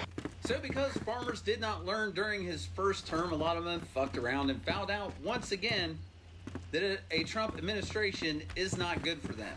So now all these EBT farmers are looking for another handout. Hundreds of struggling Arkansas farmers are pleading with the federal government to provide emergency funding amid a farm economy crisis. You see, racism is costly. Costly in the form of tariffs for a lot of American farmers. One farmer said this time last year, the rice price was about 40% higher than it is now. Input costs have gone up, fertilizer have gone up, commodity prices have gotten worse. So after a horrible year last year, where most farmers in Arkansas Delta lost money, this year is going to be even worse. One man said, I'm a 6th-generation farmer from Newport, and we made the decision to go out this year in the spring. So my son will not be the 7th generation on our farm. And I would say that is the absolute saddest thing I've heard until you read the next paragraph. In the last 14 months, 5 of my customers have committed suicide. That's how serious it is, said another Arkansas farmer who works as an ag equipment financer. Well, I guess we need to really focus on business. You know what I mean? Pushing business, because they say he the business president. So your business is gonna be all right though. Did vote for Trump, and now I will deal with the aftermath of the tariffs. I compared 2024 first quarter to 2025 first quarter. I am down 70%. I'm not willing to say that that's due to the decisions of the administration yet, because my business does run in cycles. When it comes to the items that I import directly from China, like the pens, pencils, coffee mugs, keychains, calculators, that's all been affected immediately. I also had a quote for rubber ducks that I was working on, 5,000 rubber ducks. And my unit cost went from below 30 cents to just below 50 cents overnight. Consequently, that order of ducks is on hold. I also have 10,000 poker chips on hold. I have 2,000 hats on hold. This is all merchandise I could be selling right now. Yes, I do have some investments that are down, which is affecting me on the personal side. Now we're not sure which direction we want to go. But see, that's the business owners though. The business owners, that's why, because you say he's a man of the people, so he definitely gonna help the employees though. He not for management, he for the worker and the common man. Y'all want to know how dumb a Trump supporter is? This how dumb a Trump supporter is. So a Trump supporter just came in the office and asked the supervisor, why are they taking taxes off his overtime? That it's supposed to be no tax on overtime. He really thought that they passed the big beautiful bill that no tax on overtime supposed to kick in. He came in the office and showed his stubs on his phone that why is his overtime being taken? Because Donald Trump says that's supposed to be no taxes on overtime. I looked at him, man, and I just literally just start fucking laughing. These people are so dumb. They're so Download. They gonna take my data, ain't they? Oh, there go my identity. I just really want to see what I'll look like as an alien baby. You know those apps and services you still use, even though you know they're probably harvesting your data. And that Sophie's choice has to annoy you. You gotta choose between giving up your privacy and going completely off the grid. I mean, completely. That is all done by data brokers, by the way, companies that take all the information they can find on you and sell it. Now, legally, they do have to remove your private information if you tell them, but they make it as hard as possible because they want you to feel hopeless and stuck. Sound familiar? This is where today's sponsor, Aura, comes in. They do the hard work for you, constantly scanning the dark web and submitting opt-outs on your behalf. Now, there are other services that offer this as well, but none of them offer as many features as Aura for the same price. You get alerts if your personal info is found on the dark web, 24/7 monitoring to help keep your identity secure, and if anything does happen, Aura includes $5 million in identity theft insurance. You can go to my link, aura.com/Reese Waters. Again, that's aura.com/Reese Waters to try 14 days for free. That's enough time for Aura to start scrubbing your personal info off these data broker sites automatically. And I want to thank Aura for sponsoring this video. He don't even understand the overtime bill. they had to explain to this dummy that you got to file that at the end of your taxes, and you might get a small deduction.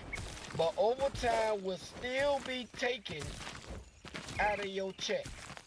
I don't know who he following, who he listening to, but this idiot just literally came in the office mad, talking about we don't supposed to take no overtime out of his check. That's how dumb Trump supporters are. They don't read, they don't know nothing, they don't want to know nothing, they just hear what they hear. Well, MAGA, look on the bright side. At least he had a job. Somebody, please explain to me, who raised these people? What the is wrong with them? We are huge Trump supporters. You didn't get the email on Monday, you're safe. And I'm like skipping down the halls, right? Like, you know, I get to stay.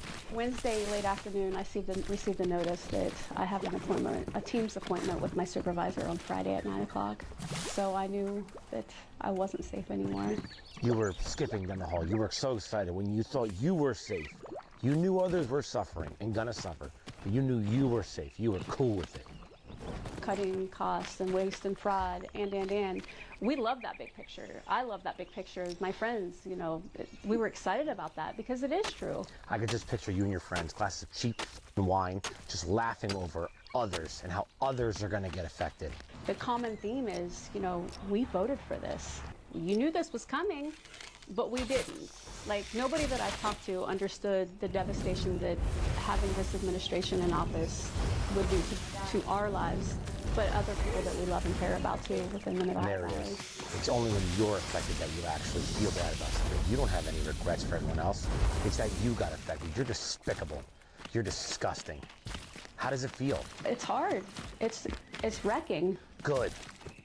I was hoping he would laid off did something that made sense regarding the economy.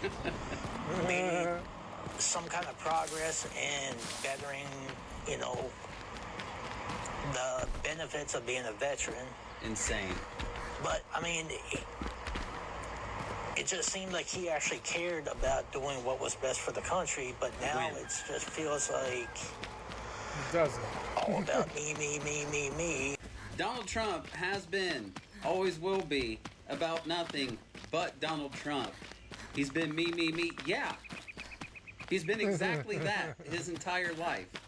This is a Trump voter, a veteran that voted for Trump and lost his job. What on earth about Donald Trump made you think he was going to do anything for veterans? Nothing in his history says that. He's done nothing but shit on veterans when he's been in office. See, all these people seem perfectly fine as long as other people are being hurt. Other people are being disenfranchised. But when it comes to them, they just never thought it would happen. Donald Trump wouldn't do this to me. Yes, he would. And he'd do it to anybody. Because like you said, the only thing Donald Trump cares about is Donald Trump. This is horrible. I mean, hey, we need to tell the media. Somebody call Dr. Phil. Get Dr. Phil on this. This news isn't a trick, it's only a treat. You may remember that Dr. Phil decided to embed himself with ICE raids in New York and in Los Angeles. Well, today, a judge ordered Dr. Phil's media company to be liquidated in bankruptcy. His company, Merit Street Media, launched in 2024, and by this summer, it was already bankrupt. The judge said that the company fired staff, ended operations, and basically was done by day one. He called it an anomaly. And apparently, Dr. Phil's media company owes the Professional Bull Riding Association $181 million. Dr. Phil is also being investigated over deleting incriminating texts during this bankruptcy proceeding. The judge said, no, this isn't a bankruptcy. Liquidate everything now. Although Dr. Phil has Oprah to thank for his fame, he's gone full-on MAGA. And as a reminder, Dr. Phil is not a medical doctor. He has a PhD in clinical psychology. Well, MAGA, you may have had your complete financial outlook stripped from you, but At least you have your virtues and your What? beliefs. 4 years we've been held hostage under the Democratic rule. That is horrible, horrible, horrible. We've had more taxes. We paid more for everything. Wait, you think that taxes, The deal again. you think that taxes have been like really high in the last 4 years, right? And it's not just that. We paid for everything. We, the middle income America, is paying what's paying for the Democratic Congress. Just want to clarify, you didn't like Biden and Harris's tax code. I did not. Did you ever vote for it again? No. Under any circumstances? No. It was Trump's tax code. No, it was Obama's. It was Obama's. In 2017, Donald Trump passed the Tax Cuts and Jobs Act, and which was his tax code and set to expire this year, meaning under the entire Biden-Harris administration, we were under Donald Trump's tax code. You just told us that you hated that tax code and you never vote for it again under any circumstances. For a Democratic regime ever. So it had nothing to do with what they were doing and all to do with the fact that they're Democrat. They party over country every single day. You're a member of a cult. And when those hunger pains really start hitting, just yell trans. That'll really, you know what I mean? That really sticks to your ribs, just attacking a disenfranchised community. Have you heard the latest F around and find out? This is a good one. And it comes out of Wisconsin. It appears that Bill Berrien, the Republican MAGA family values Trump-loving candidate running for governor of Wisconsin. Oh boy, poor Bill. So Bill compares himself to Trump. He loves Trump's deportation agenda. And Bill Berrien, he's also for barring transgender girls from locker rooms. Well, it appears that Bill had to drop out of the race because he was caught subscribing to numerous explicit accounts. But here's the kicker. A bunch of those accounts featured trans performers. Bill, it always seems like these family values MAGA Christian guys are always projecting what they're doing. Ooh, I got one MAGA. At least you have your health. This Trump supporter in Florida is finding out the hard way. Catalina Jaramillo has kidney disease and relies on Affordable Care Act subsidies to afford her insurance and treatment. Republicans are crying about the Affordable Care Act's costs and pushing ideas like health savings accounts that don't help her. And Trump calls the Democrats' focus on affordability a con job and is fully prepared to let the subsidies expire.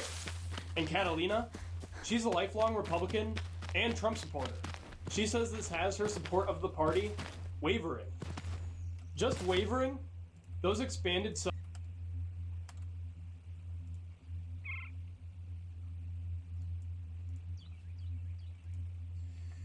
Enshrouded.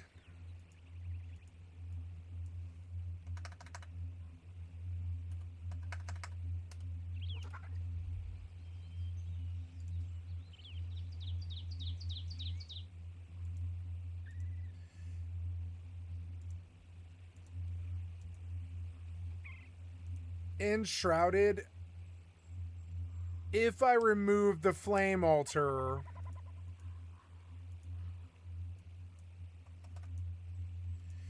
enshrouded. If I remove the flame altar, will I lose the base, or will the stone still stay there?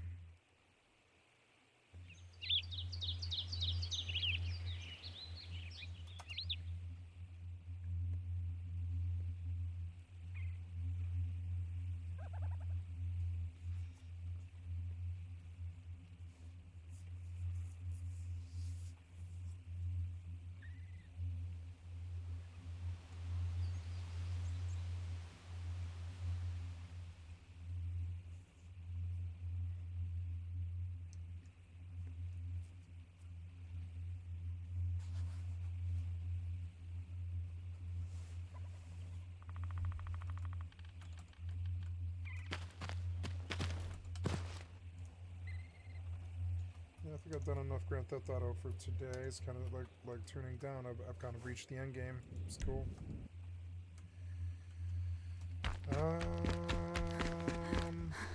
So I keep like this is a very exploration heavy game, so I'm just exploring, I guess.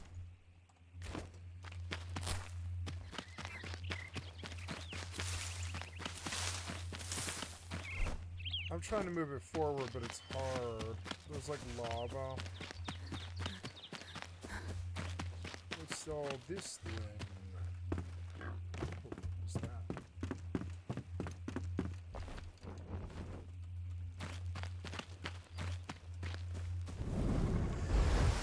I keep having to sneeze. And it hurts my ribs really bad.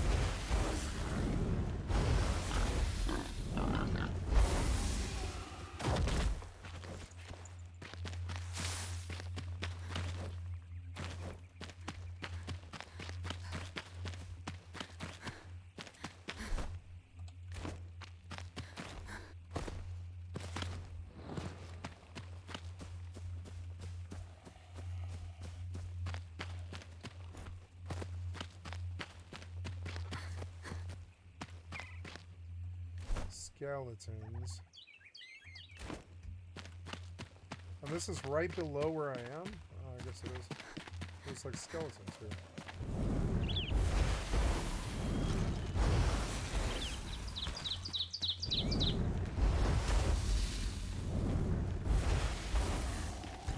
Ooh, I'm gonna get a level.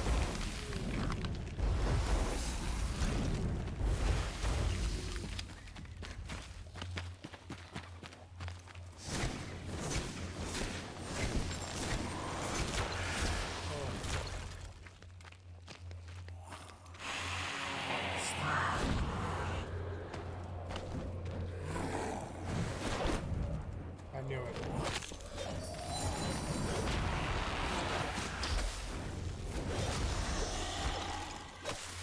Fucked him up. I love the graphics in this game. It's a beautiful game.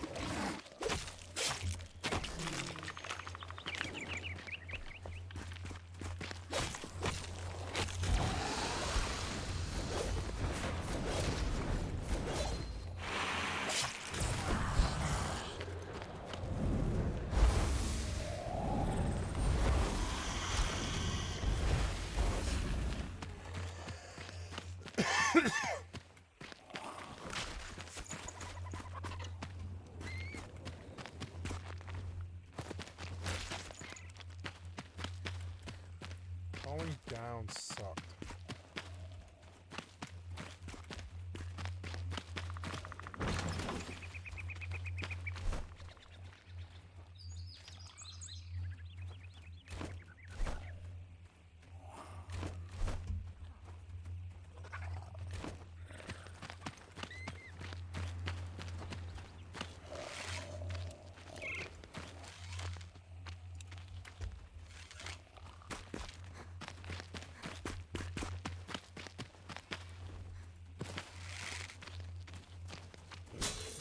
What was that?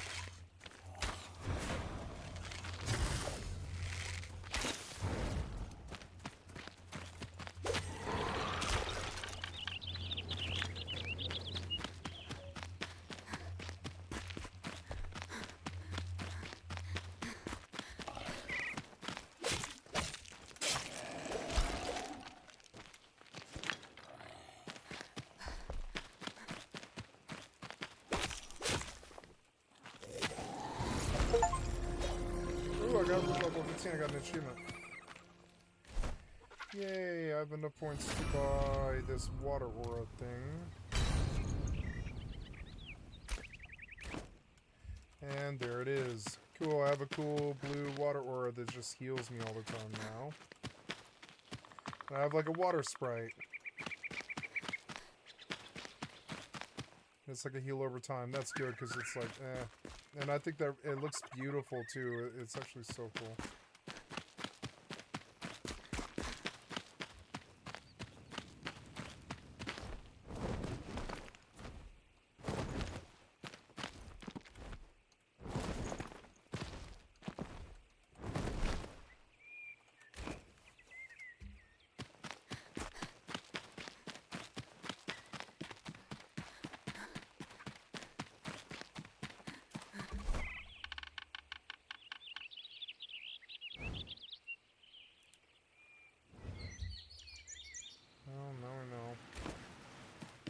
Let's find out what's east. Oh, this tree was in the way. I like, wing gliding around. I think it's a good mechanic. I think all WoW characters should have it now. I mean, they basically do. I think Hunters got it worse. They can only, like, disengage right before the ground, but almost everybody else has, like, a crazy either full-blown flight or float.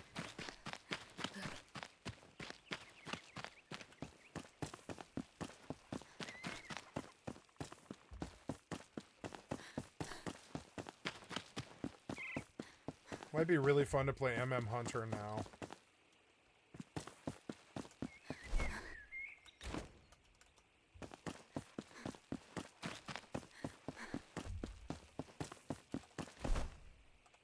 Here's a road, finally. Let's just see if it goes north enough.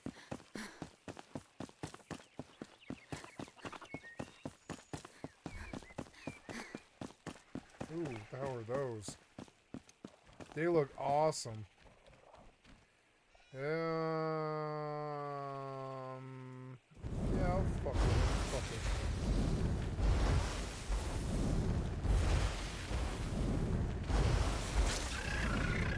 Ooh. Yeah.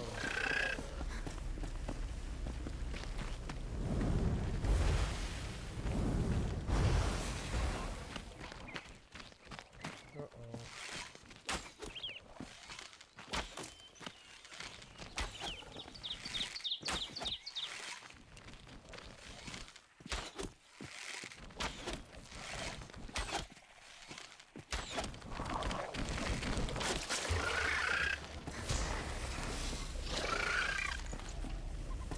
Ooh, he dropped penny buns, which is good.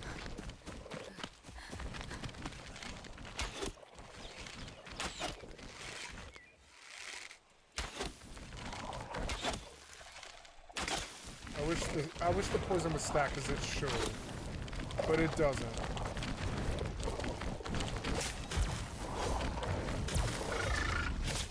I like these things.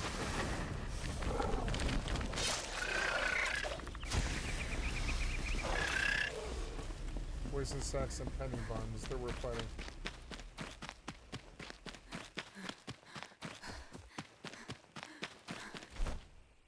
Do I have a bet on me? No. Oh, no, this goes up that way to the Blue Goblet Tavern, yeah, so I guess I continue the road this way.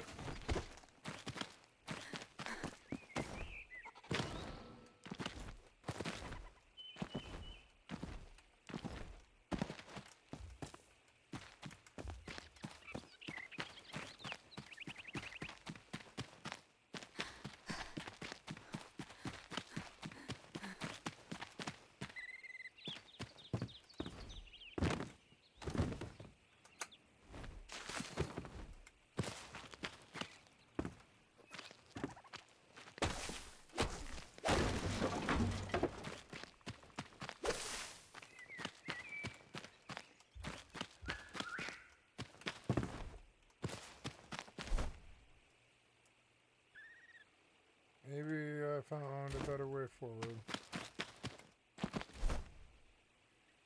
Apparently that's something, but I don't know if I can get up to it. Let's see. Oh, I see.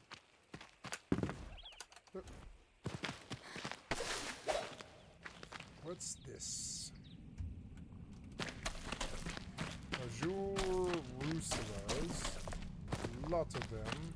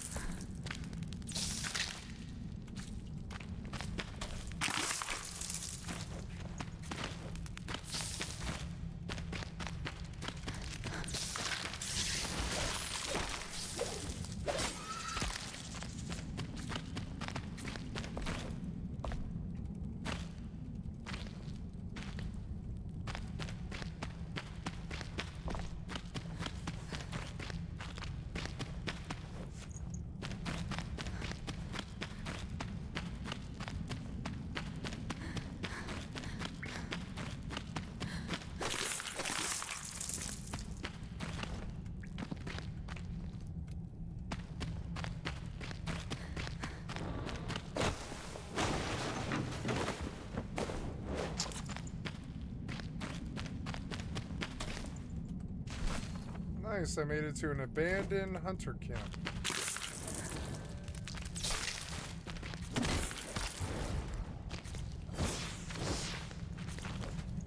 These are dropping string, which is like a bandage thing. I like my water war, it was good. What else do I get? Next, I get martyr. When you're killed by an enemy, all allies are healed for 50% of their maximum health. Shroud filter.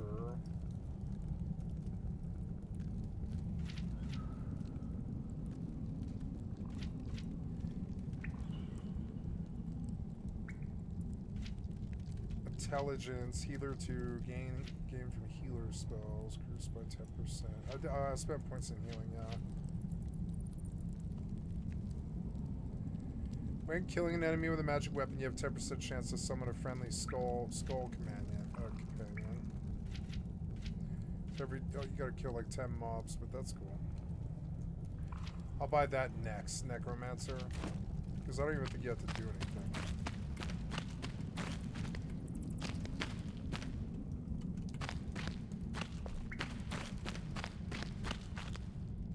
Wow. Well.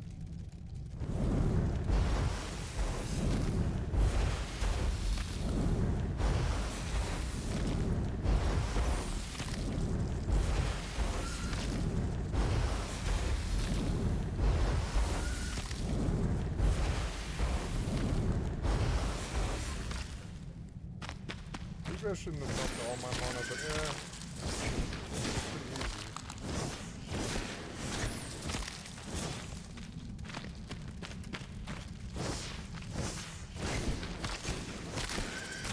Subsidies expire at the end of the year. Without them, her premium more than doubles, and her medication becomes unaffordable. She says she's terrified and feels like a deer in the headlights. She's not alone. 22 million Americans are in the exact same spot. Premiums are expected to go up 114% on average. You voted for the party that spent over a decade trying to repeal the law you now depend on. You voted for a guy who's now going to make your life unaffordable and whose policies will likely cut your life short. But your support for the party is miswavering. It fully is a cult. I hope you enjoy the taste of your flavor aid, Catalina. They done took the whole healthcare away. Family, at least you got family. MAGA, at least you got family. Do you ever notice Karma always shows up wearing a red hat? Because this is that. A MAGA mom is melting down online after realizing her Make America Great Again vote came with an expiration date on her groceries. Sis is on dream of RPGs like this. crying that she can't afford baby formula, rent, or food. And her own mother told her, "We voted for this." I mean, how do you clap back to the truth? She's typing paragraphs about how anxious she is, how the shutdown hit her husband's GI Bill, and how her kids are hungry. Meanwhile, the rest of us are watching this in 4K like, girl, weren't you cheering when others were struggling? Now she's mad that her family won't lend her grocery money. The same family that told everyone else to work harder and stop depending on handouts. Funny how bootstraps snap when it's your turn to pull. And the internet is roasting her, and rightfully so. Because every election, people like her vote against their own interests. And when the consequences finally hit home, suddenly, we're struggling. And it's not fair. This is called fuck around and find out, sweetheart. What's unfair is pretending you're above every system you rely on until it stops serving you. MAGA said they didn't want to help people, and now they don't. Enjoy the America you built. And at the end of the day, MAGA, you always have each other. Oh yeah, that's right. FAFO wasn't restricted to one strand of MAGA or another. Y'all already hit the Latinos for Trump that were our FAFOs of the year. And of course you had the Black MAGAs. We had our Uncle Ruckus Award, but y'all all experienced FAFO together. Isn't that beautiful? You have been cheated and lied to. I knew it. Now, MAGA, what did we learn? Learn. It's when you get some information from outside. We'll work on it later. MAGA, I don't know why I keep talking to you, honestly. I hope that one day some fraction of a sentence will break through your thick and mostly empty skull. It's your fault. All this is your fault. Because you felt so inferior, so unsuccessful, so below average, and you are, 100%, you are. But you wanted to blame brown people, and black people, and gay people, and trans people, and women, and immigrants, and anybody that you thought was different than you, that didn't have a fucking John Deere hat and a mustard-stained camouflage tank top, that somehow they were keeping you from being exceptional, when you were never going to be exceptional. You were never going to be. Yeah, I've got a mustard stain. And the only chance you had of having a decent life was to vote for all the things you voted against. It's your fault that your health care is expensive. You vote for red state leaders and Republicans who wouldn't expand Medicaid. So now, Obamacare subsidies are keeping your health care from skyrocketing. And Republicans are going after those too. That's your fault. That's your leaders doing that. If you lived in a blue state with expanded Medicaid, you'd be good. You'd be all right. Still be way too expensive, but it'd be cheaper than it's going to be. You're literally fighting to raise your own taxes while lowering the taxes of billionaires. You bootlicking clown. You're a bootlicker. You're not tough. You're not alpha. You're licking billionaire boots while they shove your stupid face into the dirt. And it's fascinating that your tongue is that long. It's fascinating that you can lick their boots while they shove your face into the dirt. Truly fascinating. And you act tough?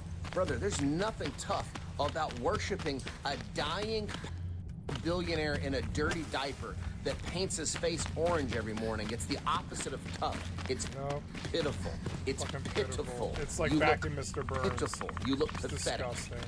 And if you don't believe him, you can always take it from your own. Hello, my name is Jason, and I left MAGA. I supported Trump because I enjoyed antagonizing people. I feared responsibility. My alcoholism, which became a physical addiction, fueled obsessive behavior. This lack of rational thought prompted me to attend the Stop the Steal rally, where a violent riot broke out, and we all competed for Trump's attention with a violent vengeance. The government held me accountable for my actions before I was ready. During my rehabilitation, I finally put the bottle down and was better able to understand the consequences of my actions. It was these actions that contributed to the horrific attack on the Capitol Police and resulted in the deaths of Officer Brian Sidnick, Officer Jeffrey Smith, and Officer Howard Livengood. It was in their memory, and the memory of former Trump supporter Ashley Babbitt, that I refused Trump's pardon, because the pardon was both egregious and dishonest. Nothing about January 6th was pardonable. Unity contradicts Trump's lies. Thank you. And by all means, when you do attempt to return to proper society from having subjected all the rest of us to this, yes, staggering debt and diminished services. How about that? Using our own tax dollars and turning them against the people.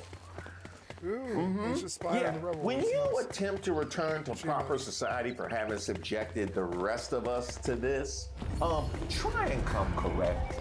You can see here, Patriotic Barbie is asking liberals for forgiveness. She's saying, you know what, you guys were right. You tried to warn us all these years about who Trump really was. But in the same frickin' tweet, she insults us. She says that she finds our values abhorrent. Bitch, what do you think enabled us to see that man for who he truly was? It was our values. So when he said he liked to grab women by their private parts, it was our values that said, hey, red flag here. Or the fact that he bragged about when he owned a teenage beauty pageant about how he could walk into the changing rooms and see these girls and children with their clothes off. It was our values that clogged that and raised the red flag. Combine that with the fact of his decades-long friendship with a notorious trafficker.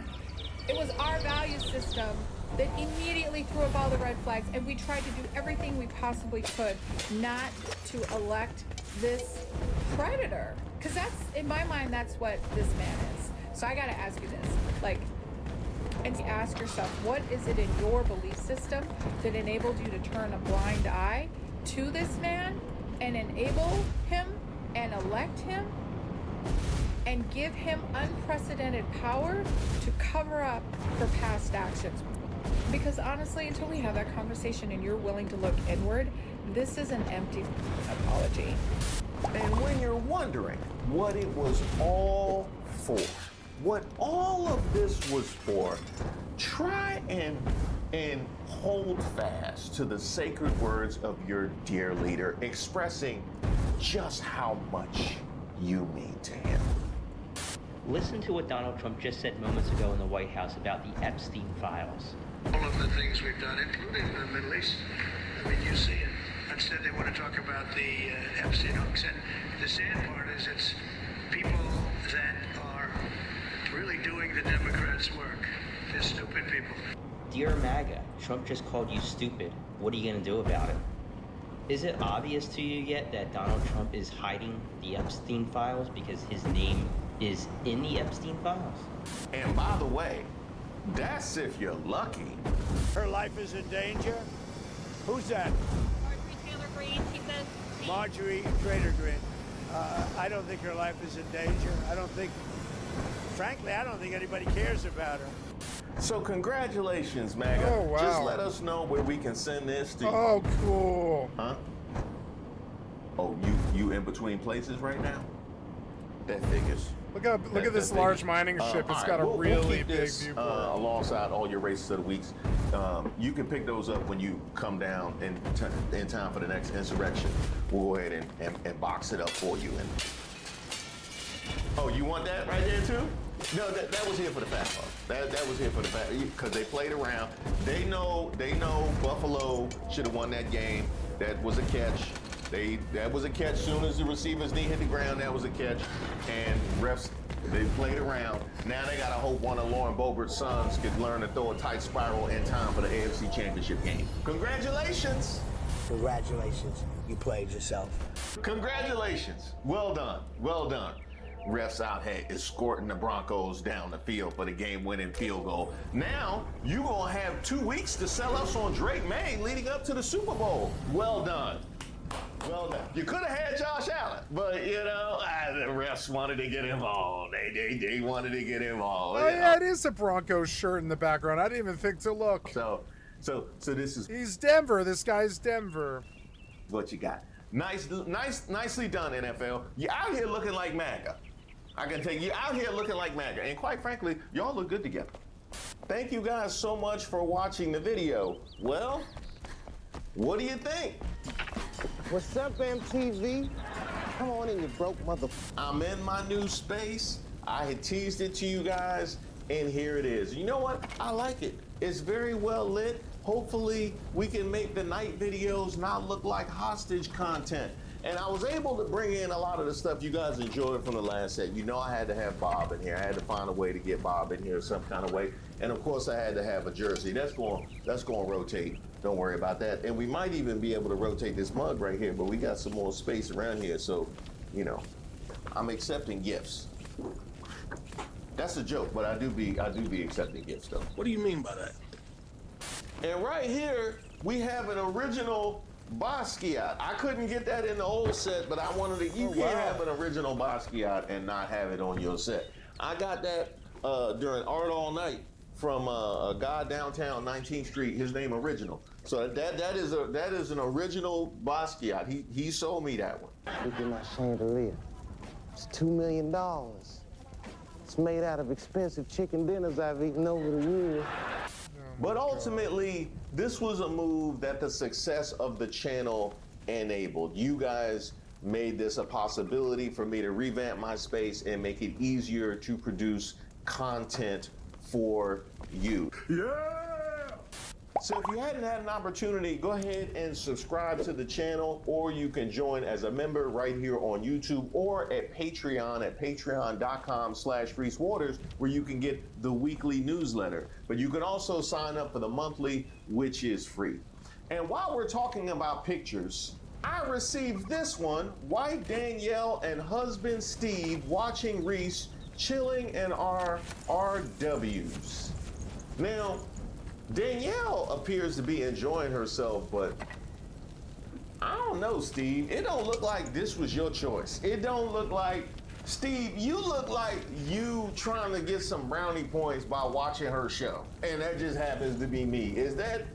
That's the energy I'm getting from Steve. But then it seems like you the one that sent me the photo. So I guess, thank you. You know I support love. You know I always support love. So even if you did it begrudgingly, I salute the gesture. Now, while we're talking about love, I'm always getting tons of emails from you guys, and I received one that really moved me from Antoinette. But speaking of love, I'm always getting emails from you guys, and I had one that really moved me from Antoinette, who reached out to me from Okinawa, Japan, on behalf of Delta Sigma Theta Sorority Incorporated in preparation for their upcoming sisterhood retreat, Unapologetically Empowered Black Women, the legacy, the light, the leader. And I sent her a message for her retreat, but I thought it would be relevant to you guys as well. Do not apologize for your brilliance, your boundaries, or your blackness. You're not a version of someone else's ideal. You are the original blueprint. You're the dream that your ancestors had when they looked at the stars and dared to hope. So when you walk out of here, take up space. Not just the space you were given, take up the space you deserve. Be bold, be soft, be brilliant, and above all, be unapologetically you. And while you're taking up space, give me some suggestions for how to take up the rest of the space on this wall. You can send that to me at admin@reesewaters.com. I got my own sweatshop. You got it.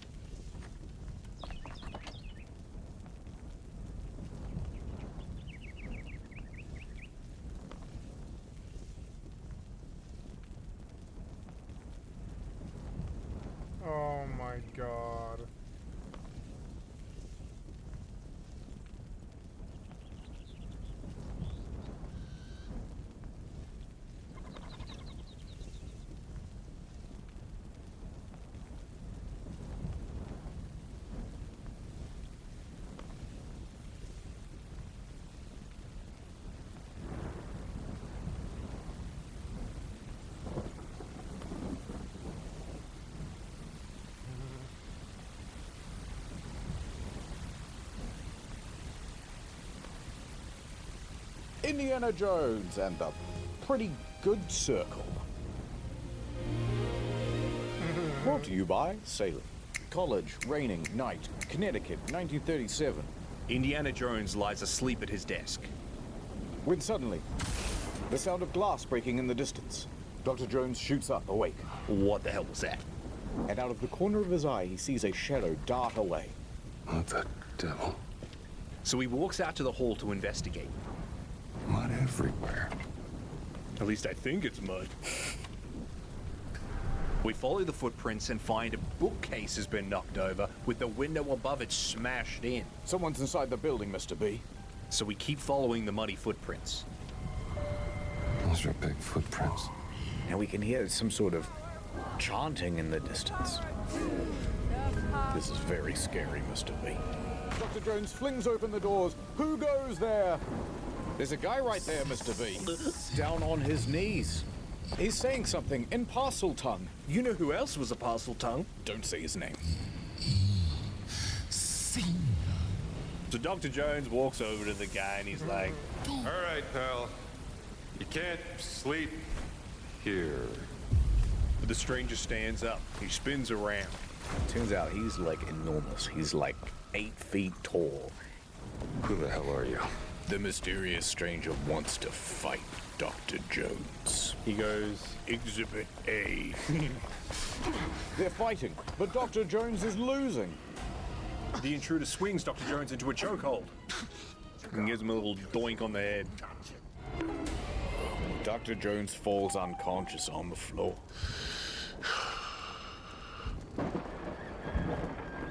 Ball, late title card. Welcome to Indiana Jones and the Great Circle, Mr. Z. Wow, Mr. B. That was an incredible story. Dr. Jones, he woke up in the museum, he got beaten up by a mysterious stranger, and then he went back to sleep. I think that might be too small of a chapter break.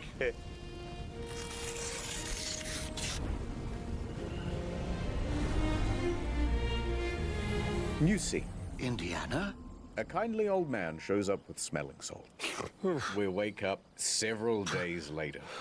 Dr. Jones's friend Marcus Brody's found him on the floor of the museum. So he's like, what happened? Where did he go? Where'd he go? You know, the guy who keeps doing stupid owl impressions. Who? But seriously, the giant. The giant?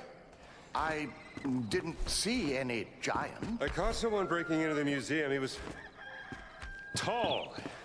I think he was in Slytherin House. Scarred. Dark skin. Oh, here we go. Spoke some form of Latin. Latin? Well, Mr. Z, if a guy would come and break into a museum, it was probably to take something, right? Or check out the gift shop. We need to find out what he took. Right, a mystery is afoot. We look around. We can see that the display cases have been smashed open, their contents thrown on the ground. So Dr. Jones puts the displays all back together. Bastet statue in the Egypt section. There's a potato chip that looks like a guy's face. Very valuable. The terracotta relief in the Iraq section. I could use some terracotta relief. You know what I'm saying, Yeah, Mr. I know what you're saying. Yeah, dude. And he realizes, one display is missing. He took the cat mummy, Marcus. But why? I wouldn't mind a cat mummy, you know what I'm saying? Wait, says Detective Jones. I know where we can find more clues. So we head over to the broken window, pick up the toppled bookcase. Say, Marcus, why do we have 16 copies of Lolita? And Dr. Jones climbs to the top, where he finds, stuck upon the broken window, a pendant. This is the very same pendant that was around the tall guy's neck. Gasp! I remember it from the flashback. Must have got caught when he left through the window. He also left his business card, his wallet with ID. It's the sigil of the Vatican secret archive, if I'm not mistaken. Why would the Vatican want your catalog? Dr. Jones picks up a briefcase. That's what I'm jonesing to find out, says Indiana. I am going to Vatican City.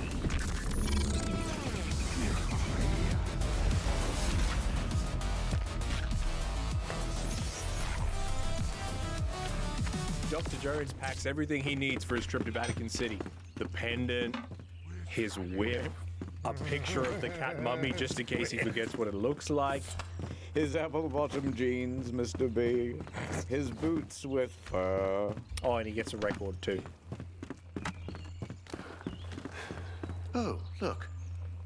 Someone's left you a gift. Is that the Saley app? International data on my phone with just an app? I just click the country, Mr. B. 1 gigabyte, Mr. B. I click the button, Mr. B. It's as simple as crushing 2 mice in a briefcase. Oh, Mr. B. Come now, Indiana, you can't travel to Italy. I'm not going to Italy, Marcus. The college would never sanction leave for this. Not in the middle of midterms. I mean... Indy puts his hat on, and with a smug grin, he says, "What are they gonna do? I already graduated." We then turn to a map, and we see a little dotted line. That is Indiana Jones traveling to Italy. Did it? Okay. All right.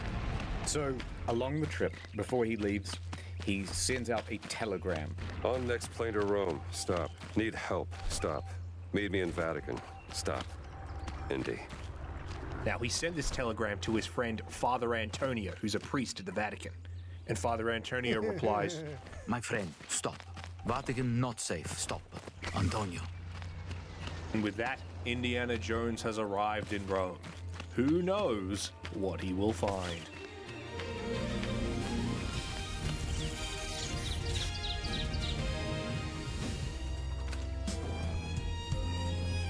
So, we're at the Vatican. We want our cat mummy. We need to meet up with a guy called Father Antonio. Should be on the other side of this fortress. But to get to him, we need to sneak. This place is cruel with Italian fascists, Mussolini's men. Here we go!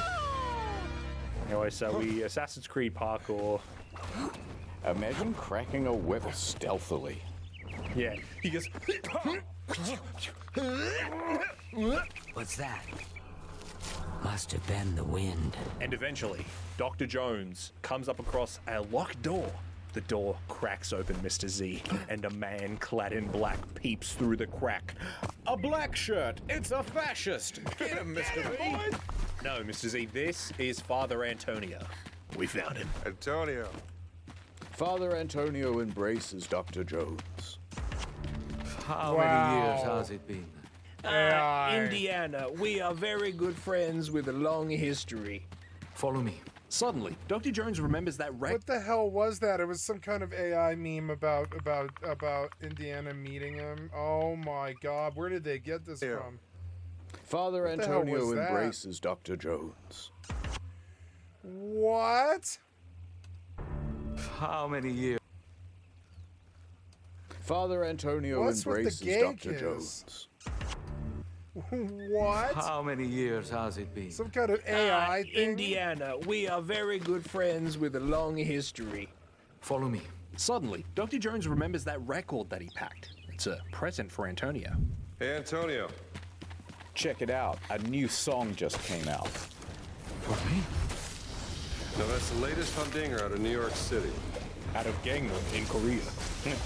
Grazie, amigo mio. Oh, thank you, Dr. Jones. I love to humding. What was it? Japanese. Hey, grazie, Dr. Jones. He goes, hey, Dr. Jones, I'm walking here. I'm off you a humdinger, you cunt dungadoos. Doesn't even make sense. Italian, I knew you wouldn't understand. Antonio then leads Dr. Jones to his Vatican quarters, and the scene ends. So the next morning, Dr. Jones wakes up in Antonio's office. Antonio is jiving away to the latest humdinger. This American music is astounding. How do they play like that? Record scratch, Antonio. We take out the giant's pendant, and Dr. Jones says, What do you make of this? Huh, I've never seen of this before. It looks like the sigil of the Vatican Secret Archive. Indeed, if the Vatican is involved, this might go all the way to the top. You think God's in on it? It's possible. Well, it looks like I've got some important snooping around to do, says Dr. Jones. Indy, if you're going to be snooping around the Vatican, you can't do it in a leather jacket. You got to put some priest clothes on so you fit in. Wait, why do I have to wear a disguise? Il Duce has eyes and ears everywhere, even in the Holy City. Love the El combat. Duce? You don't mean. Il Duce's Mussolini. Suddenly someone in the room. This is Father Ventura. He's the guy who's working with the fascists, Mr. C. Full-time or part-time? Father Gallagher from St. Joseph's, Boston. Fake name. Quick thinking. So you see, someone knocked out like 40 guards last night, and suddenly a new guy shows up in the Vatican. He's very suspicious. Father Ventura warns Father Antonio, nothing bad better happen with this strange guest guy. You've been warned. Thin ice. Or in Italian, thin gelato, mister. Father Ventura then leaves the room, all disapproving like. And no more humdingers. He's a jolly fellow. Yes. Anyway, says Dr. Jones, I gotta find this giant. Good luck, Indy. All right.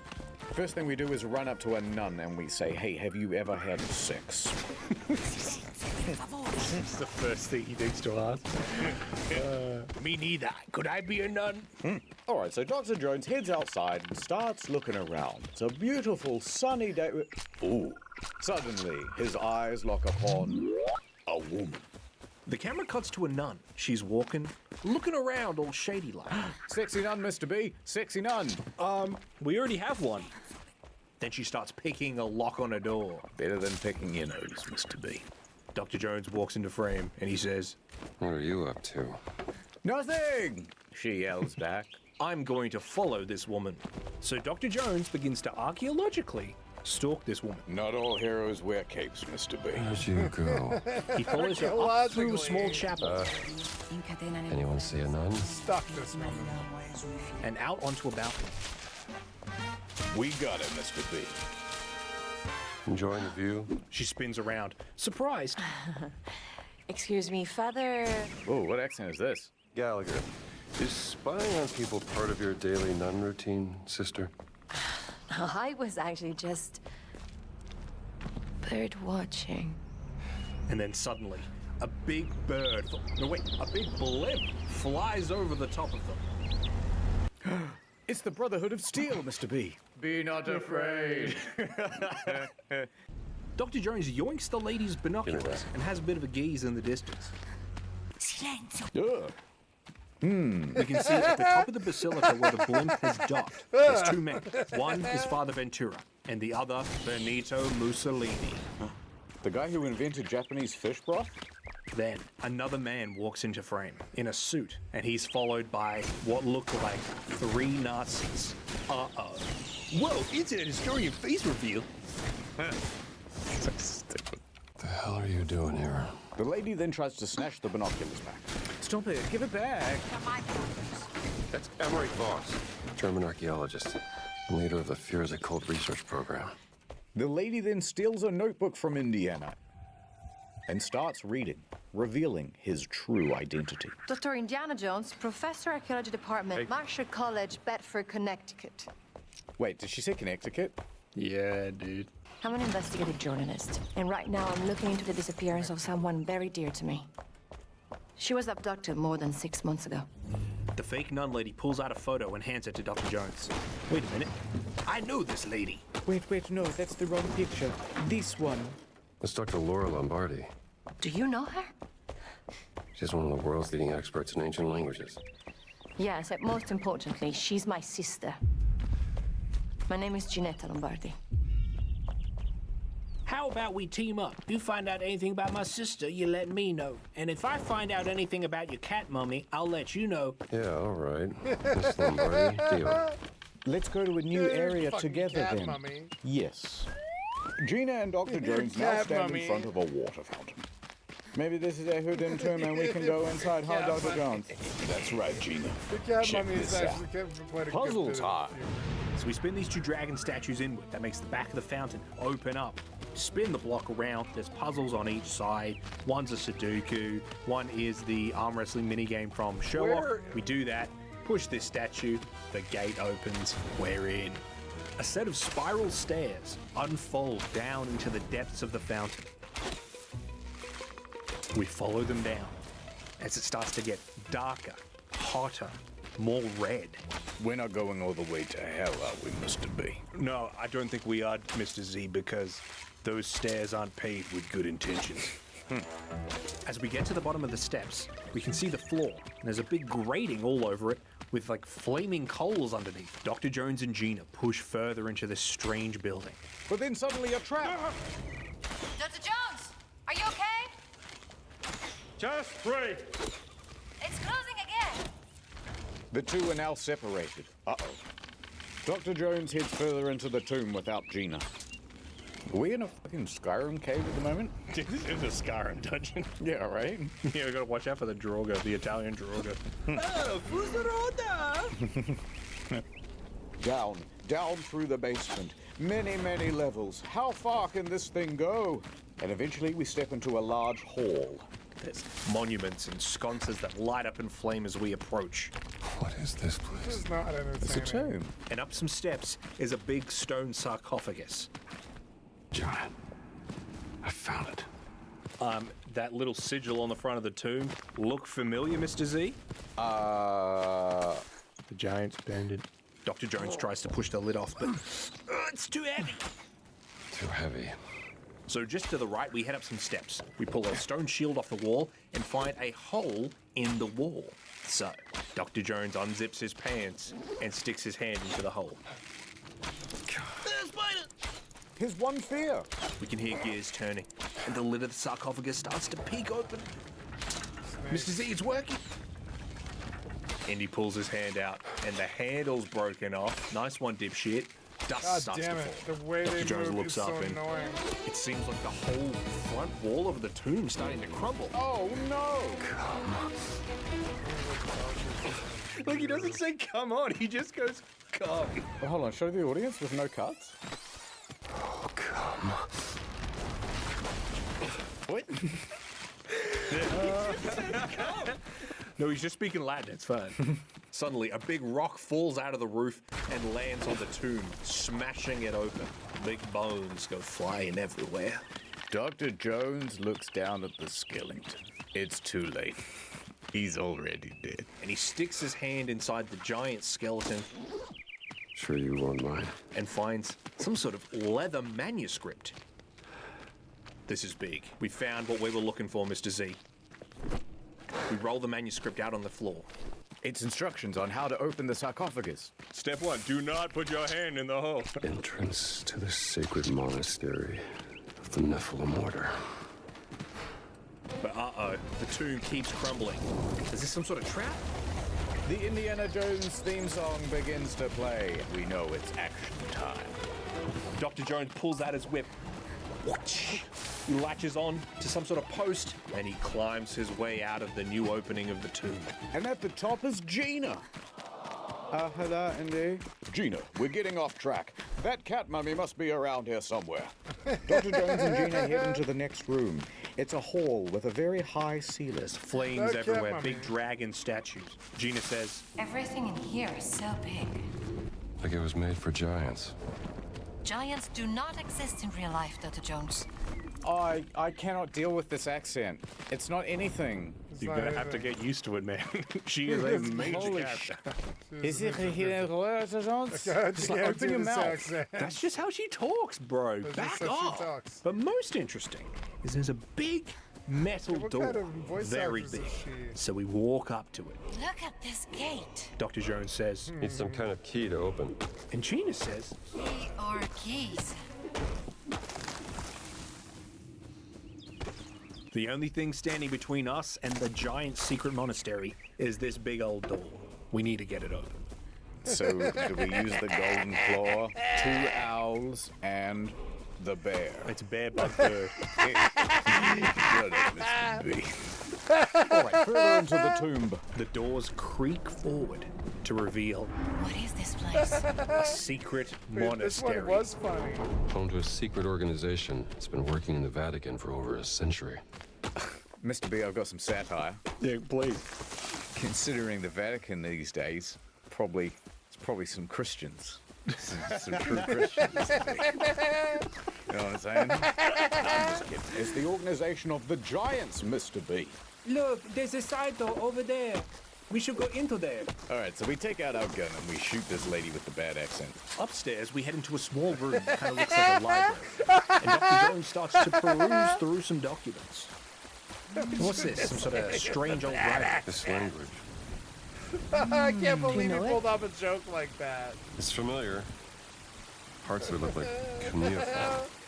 So I pulled out a gun and I pulled and this another book. lady with the fucking Concerning bad the accent. origin of the That was Nephilim actually order. quite funny. This is quite genuinely funny. It's familiar. Documents. What's this? Some sort of strange old... The bad accent. Upstairs, we head into a small room that kind of looks like a library. And Dr. Jones starts to peruse through some documents. What's this? Some sort of strange old writing? This language. Do you know it? It's familiar. Parts of it look like cuneiform. Oh, and another book. Concerning the origin of the Nephilim order. What the heck? The Giants. Nephilim. What's that? Hebrew for giant. The children of fallen angels in Judeo-Christian mythology. It says that supposedly a group of giants have been working with the Vatican for many, many moons, Gina. Of all the things to keep hidden, giants, if they were like small people, you'd be like, yeah, they're lurking in the shadows. But it's just like, what are you going to do, put a big hat on it? And there's one last Lurking thing, in a the letter. shadow. Dr. Jones reads it aloud. Brother Locus. Lurking in the shadows. Locus, huh? So the giant who stole my cat mummy, his name is Locus. That's Latin for place. Brother Locus received minimal injuries during retrieval. Oh, they're talking about the fight at the beginning of the game, at the university. I don't know about minimal. But what about that cat mummy? It had been placed in the about that treasury of cat mummy? esoteric artifacts. We gotta go to there. We have to find this treasury, Gina. And Gina has already found it. There is something behind the painting. It's a message from the founding fathers. It says 2 years plus 4 bonus months. We're at the point now where it's like we're not even referencing other story movies. We're referencing other ads on other channels. A secret door. No, go ahead. Open it. So Dr. Jones and Gina pry this painting open and sneak inside. They give you the Vatican's treasury of esoteric artifacts. Mamma mia, says Gina. So we look around the vault. Ooh, there's all sorts of crazy stuff in here. A picture frame. Yasuke's armor. A terracotta mug I made for my mum when I was 4. And eventually, Gina finds it. I think I found it. Is that a Kapinga throwing knife? The cat mummy. There you are, my friend. Finally, my VTuber persona is rightfully returned. But suddenly, a scary voice. That's a real-life giant, Dr. Jones. It's the giant, Brother Locus. How did we not see a giant enter the room? Yep. Dr. Jones steps in front of Gina. The giant says in Latin, Put the relic back. You can't have it. It's mine. Sure. Dr. Jones reaches for his whip, but Locus sees that, and so he punches him right in the tongue. Similar. I guess not. looks like a fight is inevitable. So we start fighting Brother Locus. It takes a very long time. I don't know if I was just doing something wrong, but it's like a 5-minute fight. And then Gina tosses a bottle, hits him right in the head. Uh-oh, Gina. I think you killed him. We'll cut up the body later, but first we have to hide it. Give me a hand, will you? Dr. Jones and Gina are trying to move Locus's unconscious body. But suddenly, someone's coming. It's Father Ventura, and oh my god, it's Mussolini. We see Dr. Jones and Gina pull Locus's body behind some boxes. They settle in and stay quiet. Shh. Mussolini and Ventura then walk into the treasury of artifacts. Ein wunderbares Konzept. Notice Mussolini is now speaking German, not Italian. Is he? Well, listen to him. Nicht wahr, Herr Voss? And that's because right behind them is Voss, the Nazi archaeologist. Vertrauen, Exzellenz. Anyway, Voss says some bad guy stuff. There's something in here that I need for my master plan. Let me look around for it. Mr. Jones and that lady peek out from behind some crates.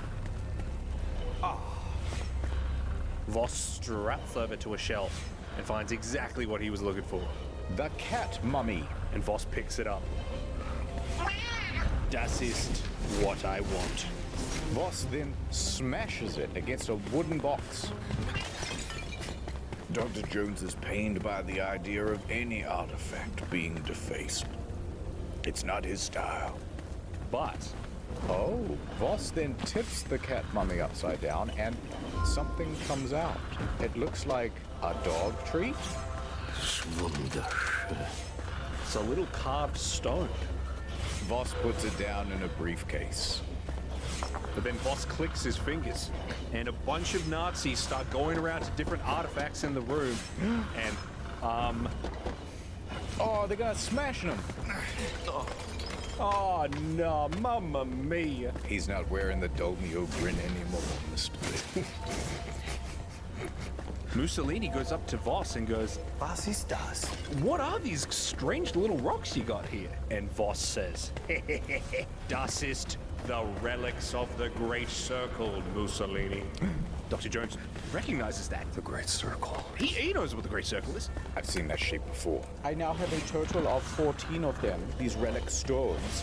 Ah, but Voss, how many are there? Yeah, there are only 3 more. And the next one is in Giza, Egypt.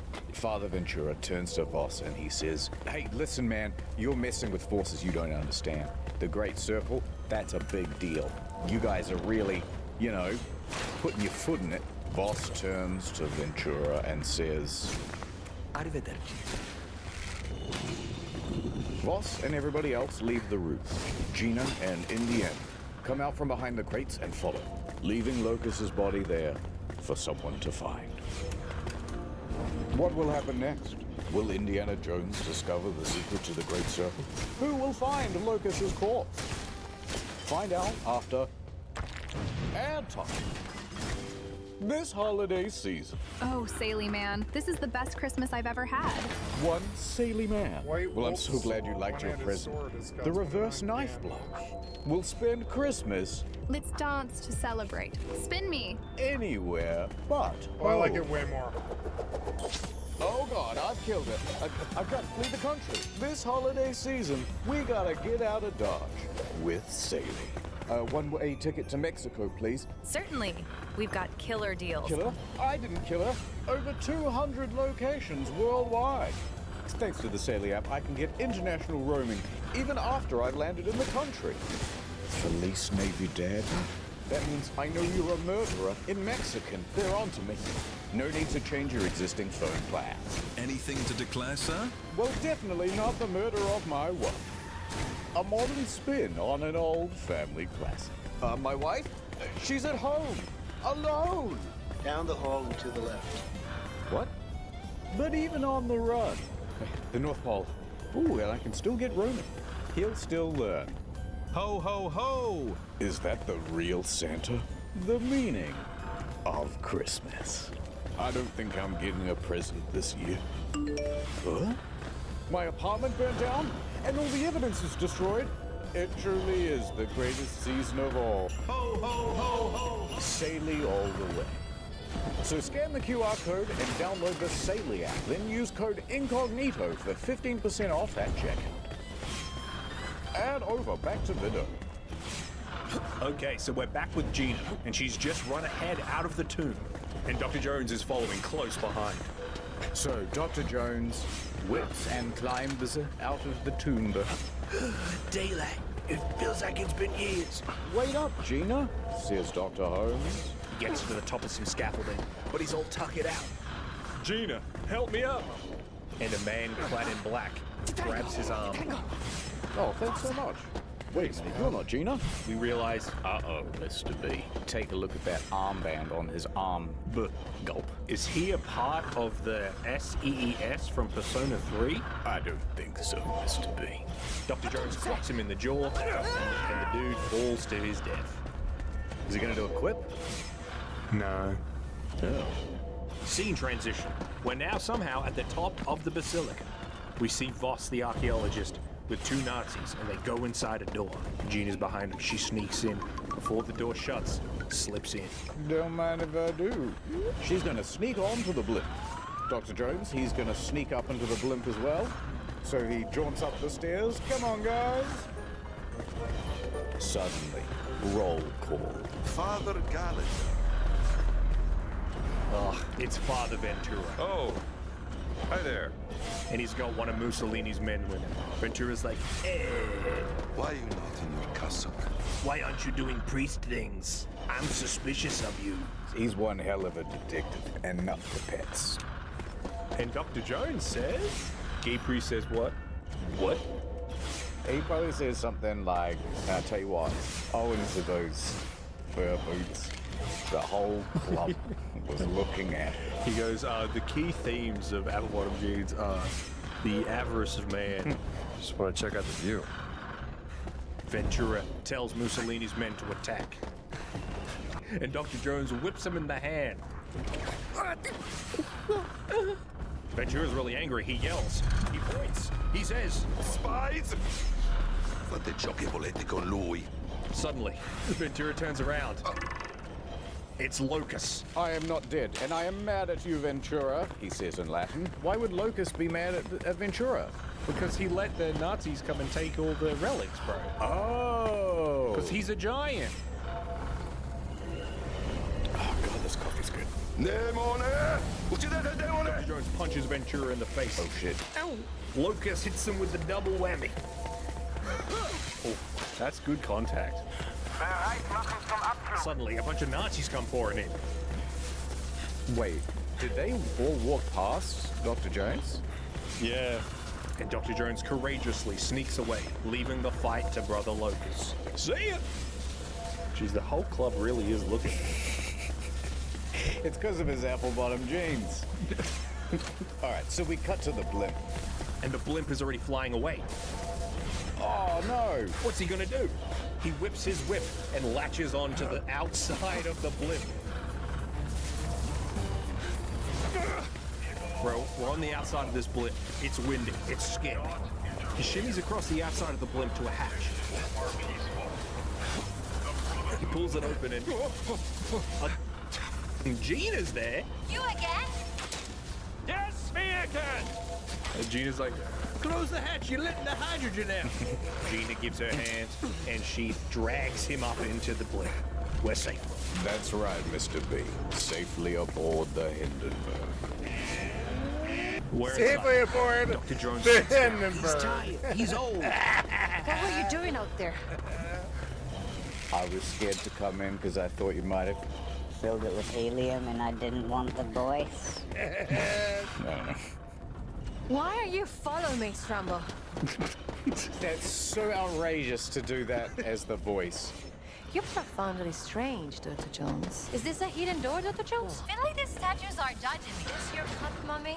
And then expect the audience to know what the hell she's saying. Is this about your stupid Great Circle thing?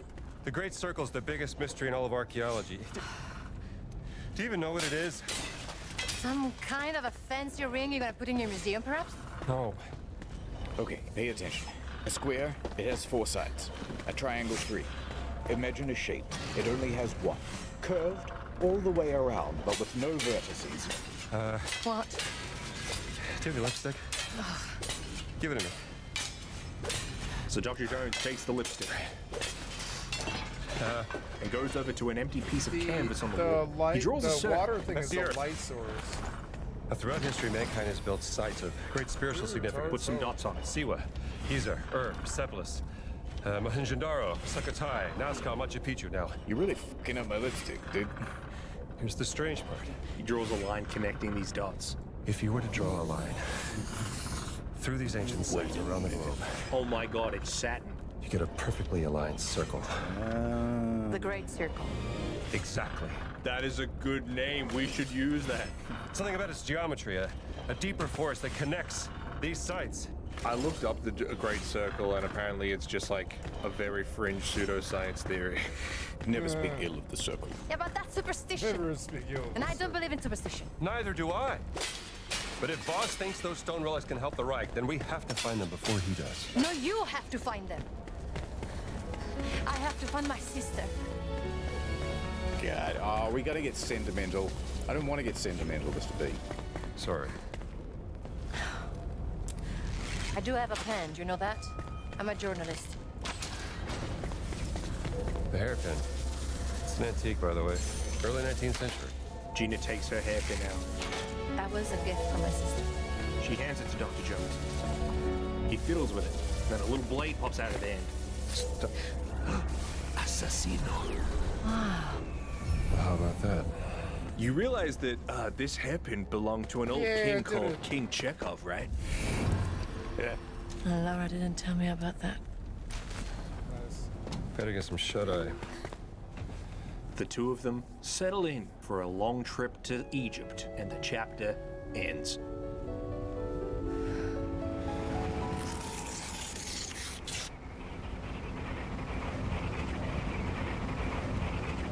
Indiana Jones and Gina have arrived in Egypt by blimp. They've heard there's another stone here. And we can see that Voss, the Nazi archaeologist, is disembarking. And he's walking towards this blonde-haired, blue-eyed guy who's waiting for him. Is that the guy from Wolfenstein? Now, this dude's name is Gantz. He's German, but we don't necessarily know he's a Nazi yet. Right. He's not here. You don't have to do that. Voss walks right past Gantz because they do not like each other. And they immediately start arguing in German. Huh? So I heard you captured a giant, one of the Nephilim. That's right, Voss. We lured him into a trap with one of those giant gummy bears. It looks regular size next to him. And your next step is to interrogate him? Yeah, we will do that later this morning. It's going to be good. The scene changes back to Dr. Jones. We're in the middle of Giza. Dr. Jones and Gina have hitched a ride on the back of a truck. Off they go on another wacky adventure, Mr. B. All right, Gina, we need to find this next stone relic. Any idea where to look? You're a journalist. Yeah, I know where to go. I've got a contact. Follow me. All right, so we're heading to town, sort of like a workers area. It's a little bit sandy, but the palm trees really add a very needed pop of color. It's crazy how they wear those outfits in the hot sun, huh, Mr. B? I would probably wear a t-shirt and shorts. Yeah. All right, so we head into the blue tent. And right as Dr. Jones pulls open the flap, look out! It's a lady with her face covered. I know, Mr. B. Look out! She says, "Please come in," in the local Egyptian Arabic dialect. The lady pulls up her face covering. Yowza, yowza, Mr. B. Turns around and in a British that leather accent jacket says, would be so Gina, hot. darling, Dame Noir, you made it. Then this Dame Noir customer turns to Dr. Jones. I am Dame Noir Shafir Barkley, patron of history and its forgotten artifacts. And as of late, indulging in a spot of spying. First rule of spying, Mr. B. Never Don't tell people you're a spy. Well, you must be famished. Come. I don't want to eat that, says Dr. Jones. So Dr. Jones and Gina sit down for some food with Noir. And they give her the brief. So basically, there's this old powerful thing called the Great Circle, and it's made up of these little stone relics. We need to find them all before Voss does, and we think there might be one here in Giza. Wait a minute, what's that? Says Dr. Jones. So much better. And over on a corkboard in the corner, he sees a stone rubbing of what looks like an Egyptian falcon head. I could teleport around Wait, to I know what ships this if is. I want. The Idol of Ra. Cool. What is it? It's a statue. Perhaps this big? Dame Noel, you're a genius. Am I? Oh, I thought the camera would pan back and should be gone. Editor, let's do that anyway. Dame Noel, you're a genius. The stones of the Great Circle were found inside various ancient relics, which could mean the Idol of Ra contains another one of those stones. Oh, bravo! Voss is probably already 3 steps ahead. He probably knows where it is, and we need to follow him. Voss. I already have a plan to deal with him. Check this shit out. And Noel unfurls a map. This is my proposal. All right, darlings. The Nazi base is nearby. You two will dress up as workers and sneak in. Sorry, I couldn't find you some shorts and a t-shirt. Then, I'll make a distraction. Jesus. That should get their attention. Use the chaos of the situation to render some guards infertile with a shovel. Then, you can sneak into Voss's office. We did it, Mr. B. The plan went flawlessly. And on Voss's desk, we find something unexpected. Found your sister's notebook. You did? This is the notebook of Laura Lombardi, Gina's sister. I knew Voss was behind her disappearance. So we open it up. And inside, there's more of that weird writing we saw in the Vatican archives. Remember? It seems, Mr. Z, that Gina's sister was researching this crazy old language for the Nazis. No. But she wouldn't. She couldn't. Mr. B, I can hear voices in the other room. Let's head in there. It's coming from beneath the floor. So Dr. Jones goes over to a loose plank, pulls it up, and peeks inside. Of course. Insulation. So they lift up another floorboard. In the room below is Voss. Sie sagten, sie würden ihn verhören. Voss is standing over what appears to be the corpse of a giant. He's scolding Gantz for his sloppy interrogation. You were supposed to interrogate the giant, not kill him, you fool! The blonde guy is pointing the gun at Voss, and he's saying, I'm tired of the criticism, Voss. I should be in charge, not you. Voss is very calm, and then he starts doing a monkey impression.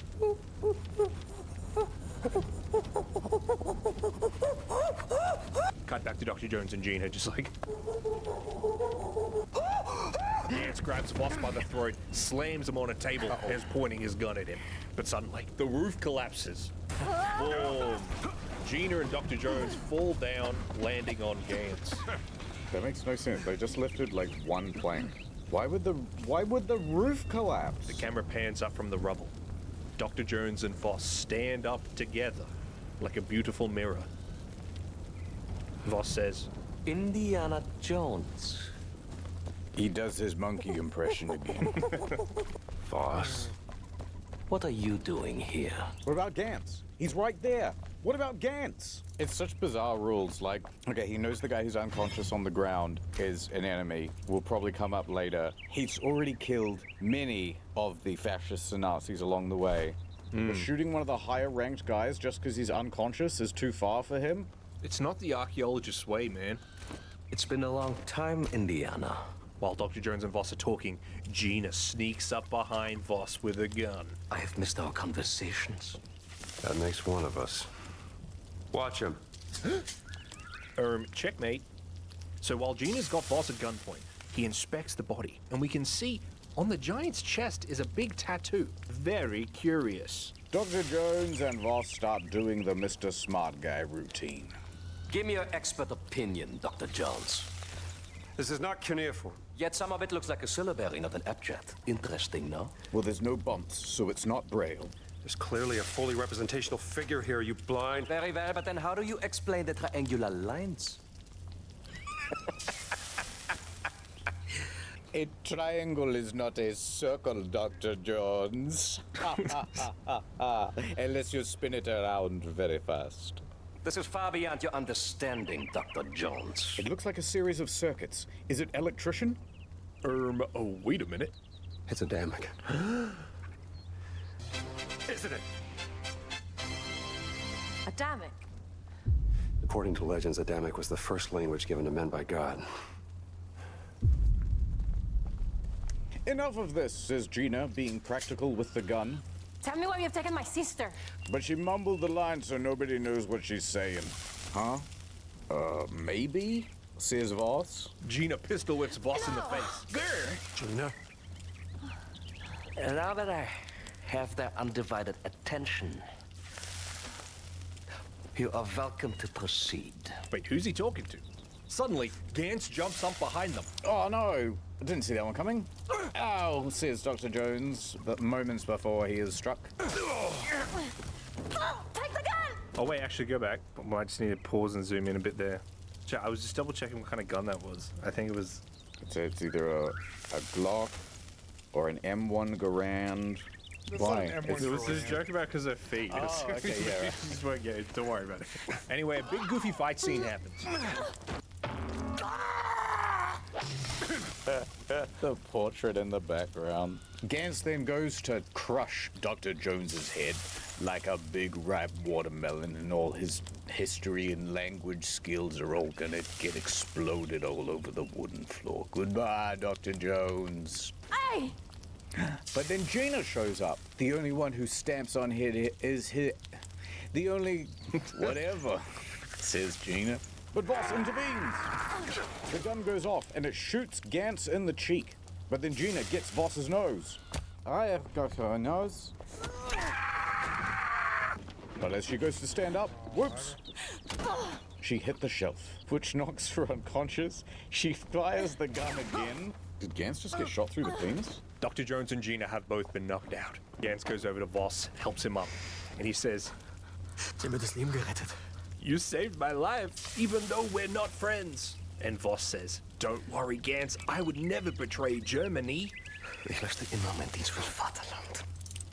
That sounds very funny in English, Mr. B. Yeah. Dude, every place you go is called Fatherland anyway. Hey, come on now. Gantz is like, Stehe ich in Ihrer "No, Schuld." this is a blood brotherhood now. We are friends for life. I will do anything for you." And Voss says, Tun Sie mir einen Gefallen.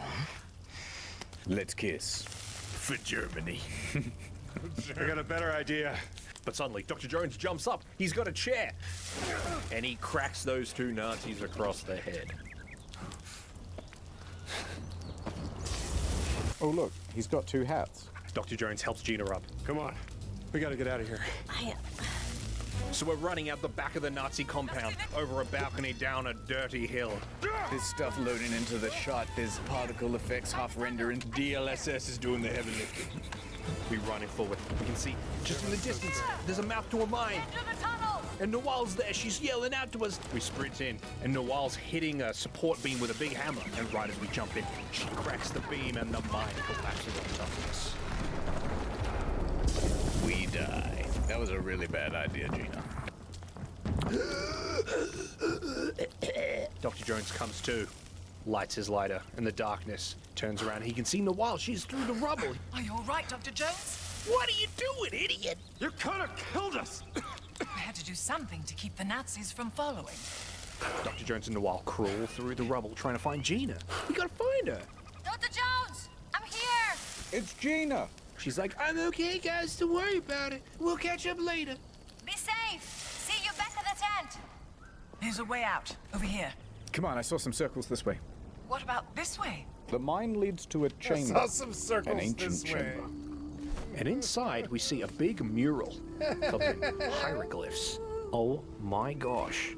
Up on the wall, there's a I saw painting. some circles this way. The idol of Ra. Dr. Jones walks up to a hole in the wall. Go on. What you got? No, Walt, don't ask any questions. I need to hop up on your shoulders. I mean, over near the hole. Don't worry. Anyway, says Noir. What does this say? Okay, so big bird, little bird, standing man. Dr. Jones looks up on the wall, and there's carvings, giants, and they have eyes carved into their chests. That seems a little bit familiar. Remember how the giant back in Voss's compound had a tattoo of an eye on his chest? Giant guardians. It's the Nephilim Order. You know, the Nephilim Order, says Dr. Jones. The giants have been working with ancient civilizations for millennia, decades even, all to protect the secrets of the Great Circle. Only the Guardians carry the key to unlock the enigma of Horamaket. Horus of the Horizon! Revered in the form of The Sphinx! This is what Voss has been looking for. How to unlock the Dream Steely. The Dream Steely? Yeah, it's the big. Oh my God, Mr. B, I'm starting to give up on this f***ing thing. The Dream Dealy. It's actually no, but it's actually called that, like in real life. Okay. The Dream Steely. Oh my God. We'll just run it like this. Dr. Jones heads deeper into the ruins, swinging and jumping and all sorts of stuff. Mr. B tries traversing the cave, but he struggles at even the very first part. Where's the yellow paint? Where's the Eventually, yellow paint? Dr. Jones makes it to a dark corridor, and we can hear scary whispers in the shadows. Oh, that's not good. This dark hallway leads into an even darker cavern. Don't go in there. In the center of which is a statue shaped like a person. Dr. Jones goes up to the statue and has a look. I actually know a little bit of Adamic. Oh, yeah. Well, give us a taste. How did I live? What he said there, Hovim, it actually means Lightbringer. So, Really? yes, yes. That's so interesting. But we hear growling. Things get darker still. Dr. Jones flicks on his lighter. Ah! It's one of the blind giants. The prophecy foretold that he would show up. Mr. Z! Look out, Dr. Jones. I know how he went blind, and he'll do it to you too. He picks up Dr. Jones and throws him to the ground. Mr. B, a blind Cyclops? Is that a heckin' Polyphemus reference? But finally, Dr. Jones clobbers the giant in the head, knocking him unconscious. I did it. So the unconscious giant has a pendant around its neck. This is the key to that statue. So Dr. Jones goes to pull the pendant off the giant's neck. That's like a 1/4-inch rope. There's no way you could just pull on that and tug it loose. Snap. As soon as he does, the giant grabs Dr. Jones's wrist and he whispers in Adamic, the old language. Do not speak the name. The giant is spilling secrets. I think that's blood. What name? What name? Jeff. The giant begins succumbing to his bludgeoning injuries. Oh no. We'll never know their name now. He puts the pendant up in the statue. Click, clunk, grizzle. A secret stone door slides open in the ground. And Dr. Jones jumps in, landing at the bottom of a hole. Uh-oh, there's a dead guy in there. And a scorpion. He's afraid of scorpions, Mr. B. That's his one weakness. That and skeletons. But the skeleton is pointing the way. Environmental storyteller. There's yellow paint on his fingertip. At this point, Dr. Jones has found exactly what he's looking for, Mr. Z. A girlfriend. The idol of Ra. Dr. Jones gently pulls the idol off the pedestal. Oh no, it's closing behind him. Don't do it. It's always a trap. You stupid idiot. Yay, says Dr. Jones audibly. Dr. Jones falls to his knees, gets a rock, and goes to smash open the idol. As we record, this is what I like to imagine, and then Mr. B is underneath the rock. This is all those VTubers not reacting to story mode. What have I done? And look at that. One of the stone relics for the Great Circle is inside. We did it. We solved the mystery before Voss did. Hooray! But our victory is short-lived. Uh-oh. The roof starts to tremble. Uh-oh. Rocks and sand start falling down. Uh-oh. It's a trap. Oh, you gotta be kidding me. Dr. Jones kisses the relic and chucks it in his pocket as the room starts to fill with sand. Exit. There's gotta be an exit. Dr. Jones somehow finds the exit. He's swinging, he's jumping, he's holding on for slightly too long. The exit, Mr. B, press W! Dr. Jones rolls out the side of the tomb. A wave of sand. We did it. Fade to black. Some time's passed. We're outside the pyramid. Oh, Dr. Jones, you're pinned in the sand.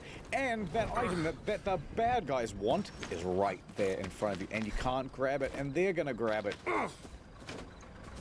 Footsteps approach. Uh-oh.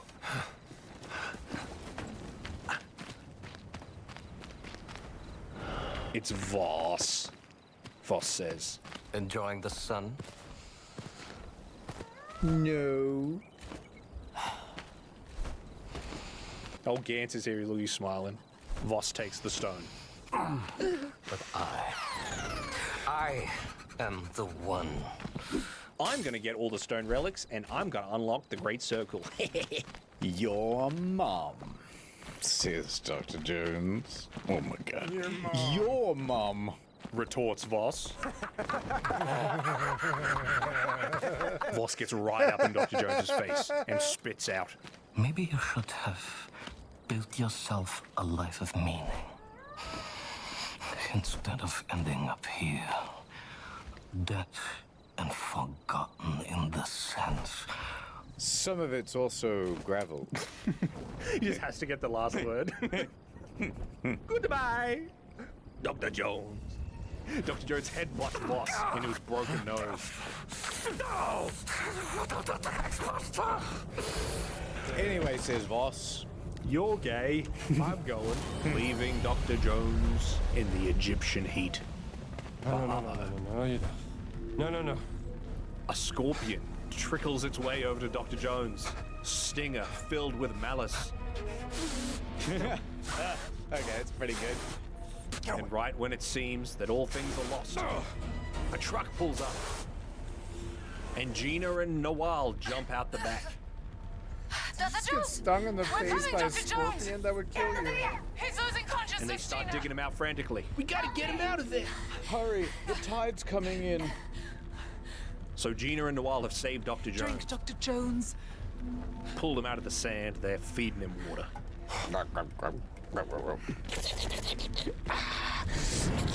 Oh, there's a little bit left. Oh. Thanks. But Dr. Jones says, He took the stone, Gina. Ross took the stone, Gina. He almost has them all, and now they're 50 steps ahead.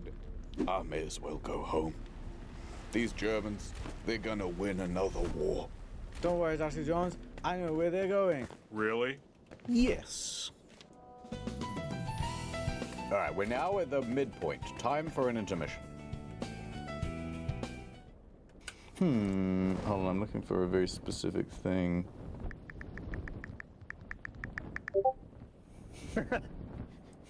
Fuck you. You're wasting my time with this stuff. It wasn't actually what I was looking for. Oh, there it is. So, I'm back, Mr. B. Surely we're not doing soundboards, man. Mr. B, I got Surely great to news. Christ, we're not doing soundboards. All right, never mind. God. Oh, no. Just wait, give me one sec. What do we think of that? Was that Voss? All right. Come on, enough fun. We got work to do. Yeah. I mean, this is more in the field sort of content, but conspiracies. We should have started a rumor that the human testicle is actually kept at very high pressure at all times.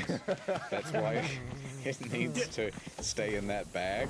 And so the moment a surgeon cuts open the ball. Do you know, Dr. Jones, that the human testicle has 32 psi? It's just a matter of time before... No, Voss, you wouldn't.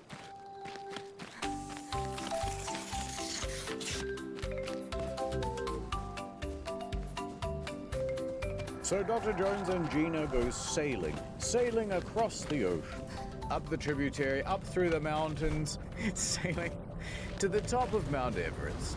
The scene changes. We're in the snow now. Dr. Jones and Gina, all rugged up, push their way through a snowstorm, led by a local guide.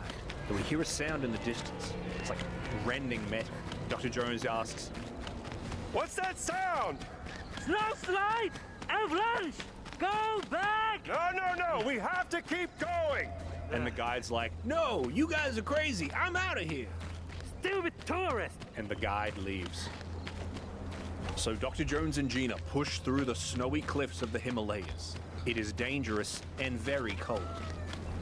We look up and see something crazy. What the heck is a boat doing at the top of the mountain, Mr. Z? There's no water here. Wait a minute, Mr. B, I just had a brilliant idea. All right, so we push forward into the ship. It's massive.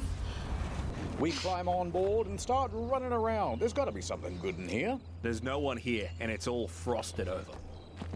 Get out of the way, Gina! So Indiana Jones is exploring the ship, and it's very cold in there. In fact, so cold that people have died. Inside, we see the old, frozen crew. Spooky. Gotta find a stone and get off this ship. But something catches Gina's eye. Uh-oh. There's another frozen body on the ground. Gina whimpers. Laura? Did she say hoorah? She said Laura. Laura? Oh, who's Laura? Her sister. No! Laura, no! Wait, maybe she's okay. Take a pulse. Gina starts to cry. Dr. Jones walks over to the body, a blanket covering its face. He pulls it down. He accidentally peels off half her face because it was frozen to the blanket. And he says, "Oh my God, Gina, it's Laura Lombardi, your sister. She's dead, Gina. Your sister's dead. I'm looking at the face of your sister." Look at it! She just looks like a Skyrim Draugr.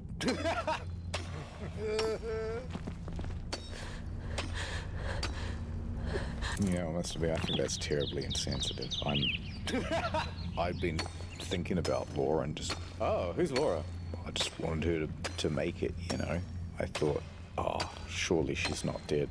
We'll say we didn't, Mr. B. Because she had such a bright career ahead of her as a Nazi sympathizer.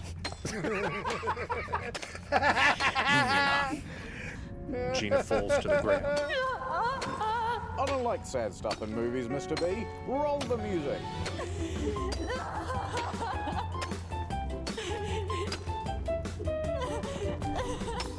Some time passes.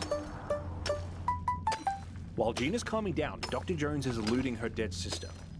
And he finds a manila folder full of her research on the stone relic. Look at this. It's your sister's research. Maybe there's something in here we can use. Gina, it says that we should kiss? I don't know. Dr. Jones reads through the diaries. Like, yeah. Top cutest boys in the German army, etc., etc. Ah, here's something. A clue about the Great Circle. For he could fold the earth by speaking the word. What the hell does that mean, Mr. B? It's saying the stone relics have the power of teleportation. Maybe that's how the ship ended up here in the Himalayas. There's no way the stones have the power of teleportation. It can't be, says Dr. Jones. Gina's just crying over the dead sister. Wait a minute. There's something else that's written in here. You're telling me it's just an app? I just go bing, bing, bing, bing, bong, and all of a sudden I've got data on my phone overseas in over 200 countries around the world with 15% off at checkout? My God, I hope Boss doesn't hear about this. Suddenly, outside, it seems as though the Nazis have arrived. They've broken through. Laura? So, en route to the bridge, Dr. Jones and Gina fight their way through the frozen wreckage of the Nazi ship.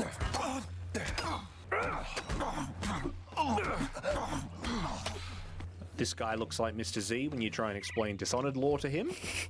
Oh, skip this bit. I don't care about the outsider. Dr. Jones and Gina break into the bridge. Ah, look, a dead body on the floor. What's that in his hand? It looks like a cartridge? Das eine kleine stone relic. What does it say? Dr. Jones tries to pry the stone out of the dead guy's hand, but he can't. They're just too frozen shut. Says Dr. Jones. What's that? Says Gina. Suddenly, someone trying to break into the room. Oh, no time to get the stone from his fingers. Gina and Dr. Jones go into stealth. A bad guy with a gun walks into the room. Ah, the stone. Just what I was looking for, says the bad guy, as he then takes it with ease. Dr. Jones then sneaks up behind this guy and lays some pipe. The stone goes flying out of the bad guy's hand and hits a box that says the word grenade on it, which in Ademic means grenade. Gina runs over to the grenade box and she picks up the stone relic. Indiana Jones and the bad guy are fighting in the background. Suddenly, a gunshot in the distance. It's Gantz. Gantz and some other guy come running into the room. Yes, Is das you, Dr. Jones? I am surprised, Dr. Jones. Boss told me you were dead. Well, I'm not dead, says Dr. Jones, very, quippily. Hands behind your head. And then, under threat of bullet, Gantz leads Dr. Jones outside. Better put. They have forced Dr. Jones onto his knees. Pointing a gun at him, they say, "Where's the stone?" says Gantz in German. But remember, Gina has picked it up. What stone? What stone? Gantz applies a little bit of pressure. Oh. Give me that stone. Now! Can't give you what I don't have. I shall search your corpse to make sure. Suddenly, Gina shows up. All right, what is it now? Please wait. I have the stone. I have it. Give me the stone. Give me the stone, child, says Gantz in German. You have to guess which hand it's in, though, and if you don't guess right, then I get to keep it. And so if Gina walks up and puts it in Gantz's hand. But wait a minute. That's a grenade and waffle. Gantz flings the grenade overboard. But it lands underneath the ship and it explodes. And then everything starts landsliding, avalanching away. Ship's starting to tip over the edge, which is a worry. Oh no, this ship is gonna fall right down the mountain. Shoot, shoot!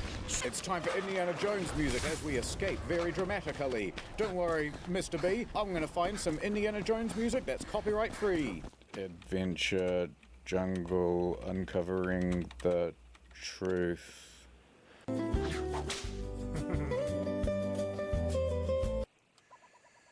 I'm going to go to bed soon, but I'm going to cook dinner first, as it is 2 in the morning. I'll be right back.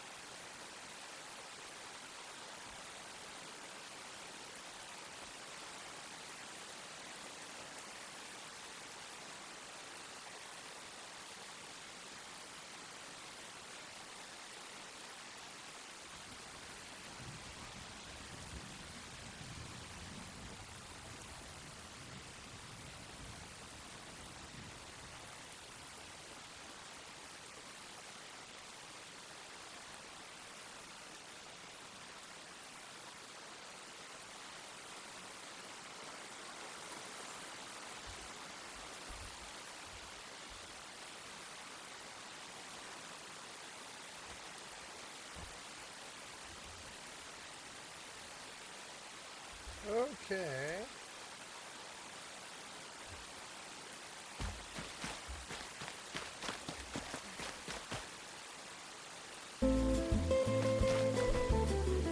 Hey man, I don't want to take the wind out of your sails, but I think Suno is kind of just serving up a lot of duds. Even more action. Is making music always this hard?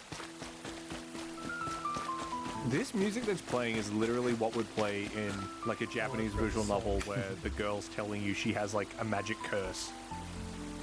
Alright, this is taking too long. Just pick something at random. So Indiana Jones and Gina are climbing all around the ship as it's falling off the mountain. Oh my gosh. Hold on, Gina. The ship is now resting on a precarious mountain edge. If it falls, they're almost certain to die. And Dr. Jones and Gina are stuck on the mast. There's nowhere to go. Gina, I'm all out of ideas. Could this be the end? Says Dr. Jones. Wait a minute. Gina takes out the stone relic and she goes, What if it was a stone? Maybe the teleportation zones really do work. Let's try them out. Suddenly the ship shudders. Any second now it's gonna fall and they're gonna die. Let me see the stone. Oh, they fall! Dr. Jones and Gina go falling to the ground. Dr. Jones holds the stone in his hand and yells, Hatzalayim!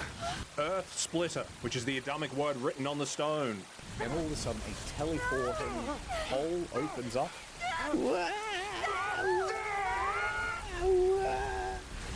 And everything falls into the teleportation hole. Except for some of the bad guys who get zapped. I'm frying up some I'm frying up some waffle fries and some sweet potato fries for dinner. I'll have some ketchup with it. Maybe some green Tabasco. Oh, I have some good pepper flakes all over them and salt and stuff. I'll let it cook for like 20 minutes here. Fry anyways. Hey, I've made progress today. Pretty good progress. Move forward.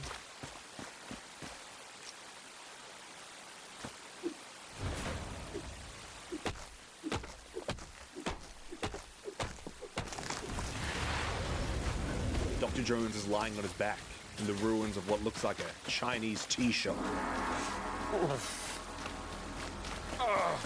Gina? Where am I? Or when am I, Mr. B? Dr. Jones pulls himself up to his feet, but one of the boxes starts to rustle, and a man stands up. It's Gantz! He also came through the portal. He picks up a big piece of metal, holding it over his head. I shall smash you with this anchor. I told you, I am invincible! He's gonna teleport all of the goo out of Harrison Ford's head. No! What? And a big shot of glass drops from the roof, landing in Gantz's back, killing him. All right, a one-liner time. Go on, Dr. Jones, you've got this.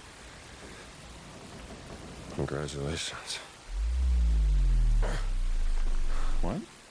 Why doesn't he go like, no, I'm invincible, you're Mr. Glass, referencing the movie Invincible by the director M. Night Shyamalan. Who said he was, instead of glass half full, he's half full of glass. I don't know, man. Oh, that's not bad, yeah. Dr. Jones stands up. That's not bad.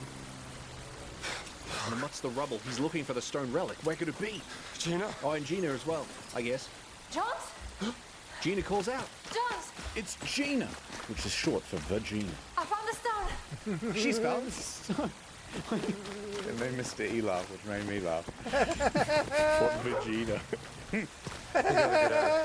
Here. But where is here? Where are we? Shanghai! That great circle portal has dropped us in Shanghai. And it's an active war zone. How are we going to get out of here, Dr. Jones? Good question, Gina. And in the distance, Gina sees something. It's a plane. I can fly that thing. There's a crashed biplane on the roof of a nearby building. You can fly? Well, if I'm in a plane, yeah. I know it's a long shot, but do you have another idea? So we run through the broken flaming buildings. We come to a ledge. Dr. Jones starts to shimmy across. Follow me! Gina's on top of it, man. Yeah, boy, she's a lot better than Dr. Jones. They reach the plane, hop inside, and get out of there.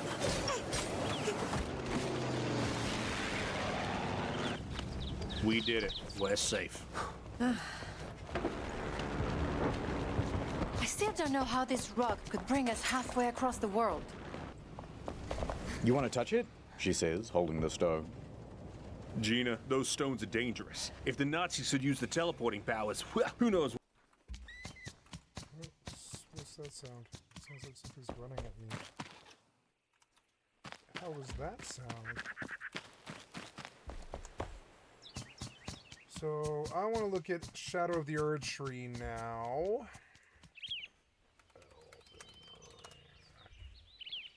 This game makes me want to play Elden Ring. $40.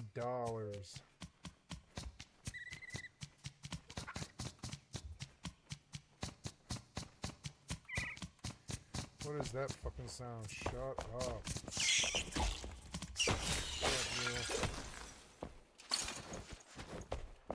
Stupid thing.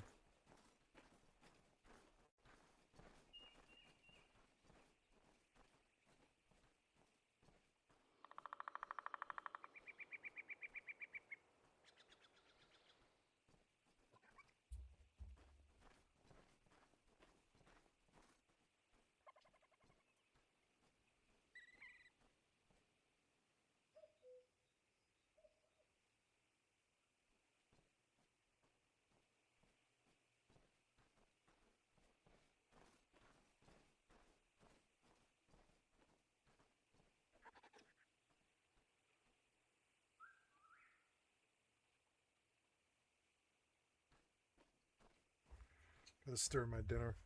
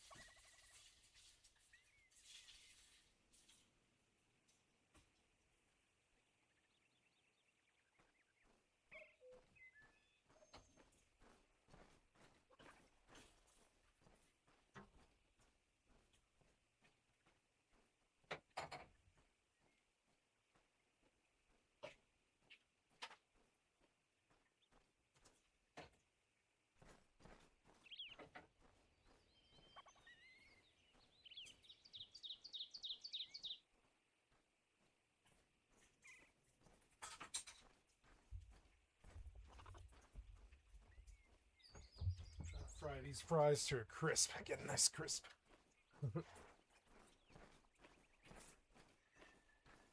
Yeah, and this is from like almost this year, like 6 months ago. Well, like a year ago, I guess now. Oh no, it's been, yeah, this is like although I enjoyed the DLC, I can't recommend it with the FPS drops and stutters that are still there after a year and a half after release, which is their DRM.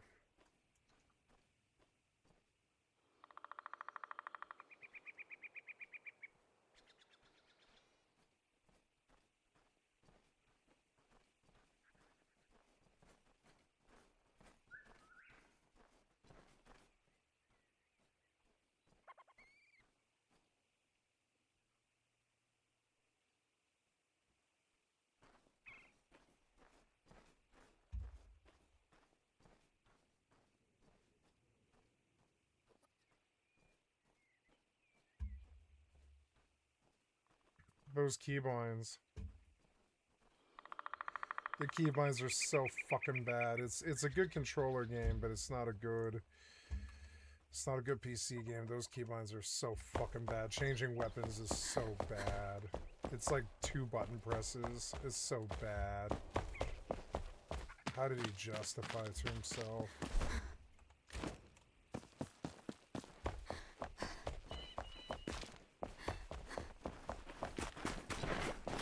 I expect this to go on sale by now, but no, they want just as much money as the original game.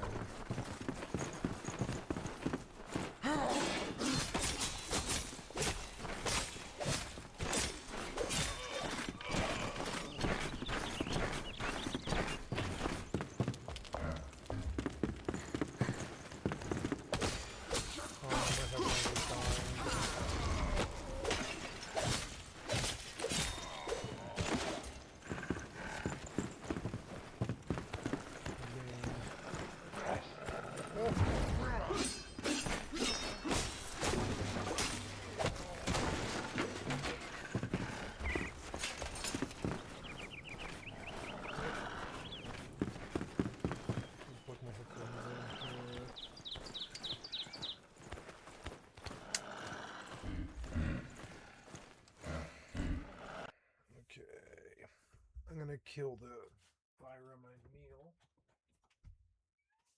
Oh yeah, it's dinner time, huh, kitty? Alright. Hold on just a second, I'm sorry.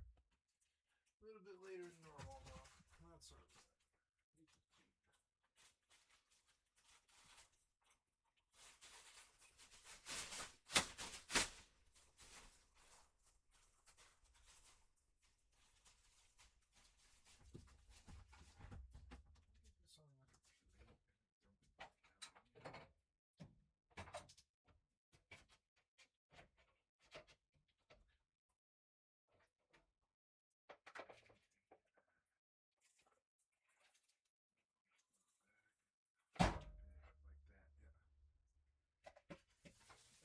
What did you do? No. Turn on.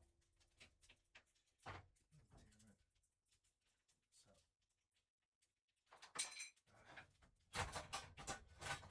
So. So annoying. This is how you get nerves.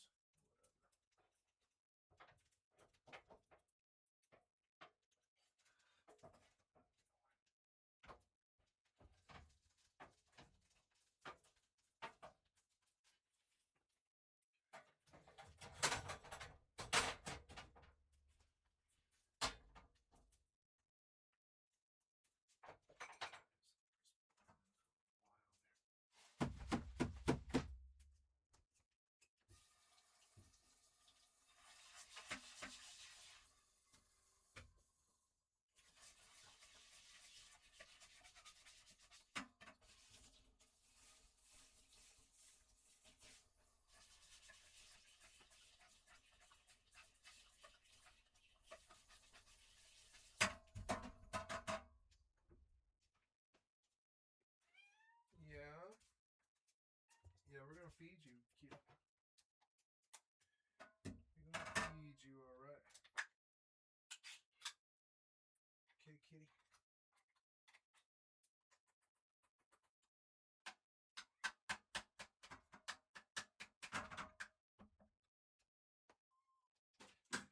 Okay, kitty.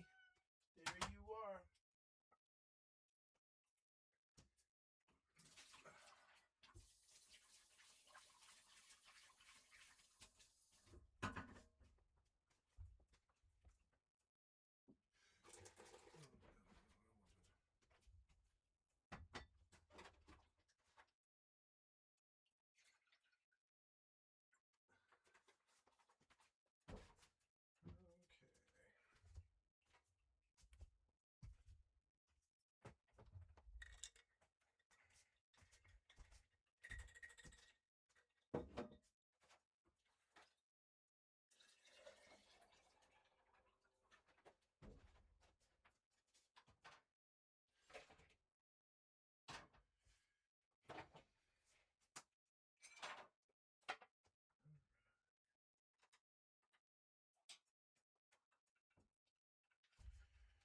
Okay, dinner time.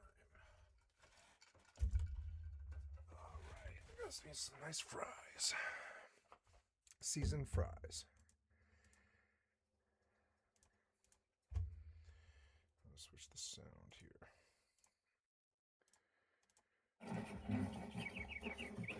That's I'm dead, am I? I have fallen.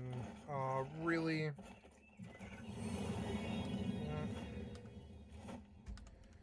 Maybe I can just go recover real quick. And leave.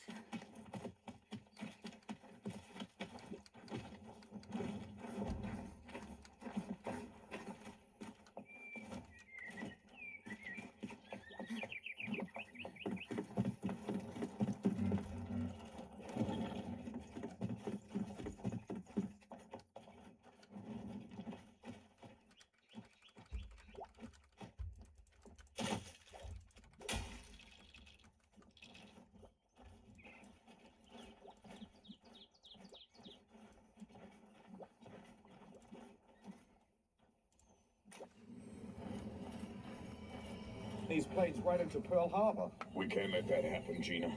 Where are the other stones? Dr. Jones says, well, there should be another stone relic in Skycatlive, Siam, Thailand. We'll fly there and maybe we can get there before Voss does. Okay, but do you promise this is the last temple of the game? I promise, says Dr. Jones. So off they fly to Thailand. We've got to get the final stone.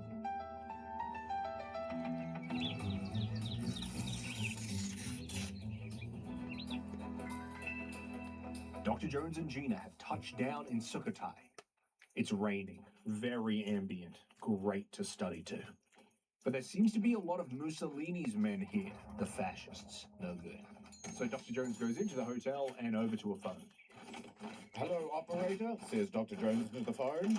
And he calls up our good friend Marcus Broke from the start of the game. Remember? Marcus, did you do that research on Sukhothai that I asked before? I did. Jones, I need you to be very careful. They've got these ladies there. And, well... Yes, you were right, Indiana. There are legends about a lost cigarette in the jungles of Sukhothai. What? If you're going to find anything related to the Great Circle, it will probably be in there. Indiana, I have to tell you something. A door opens up behind us. Oh, what is it? The college administration. A giant hand taps Dr. Jones on the shoulder. They decided to let you go. In a second. Letting me go on a wacky adventure to the Thai ziggurat? I can't wait. I'll tell them thank you. They're firing you. They're gonna fire me? No! I told you that running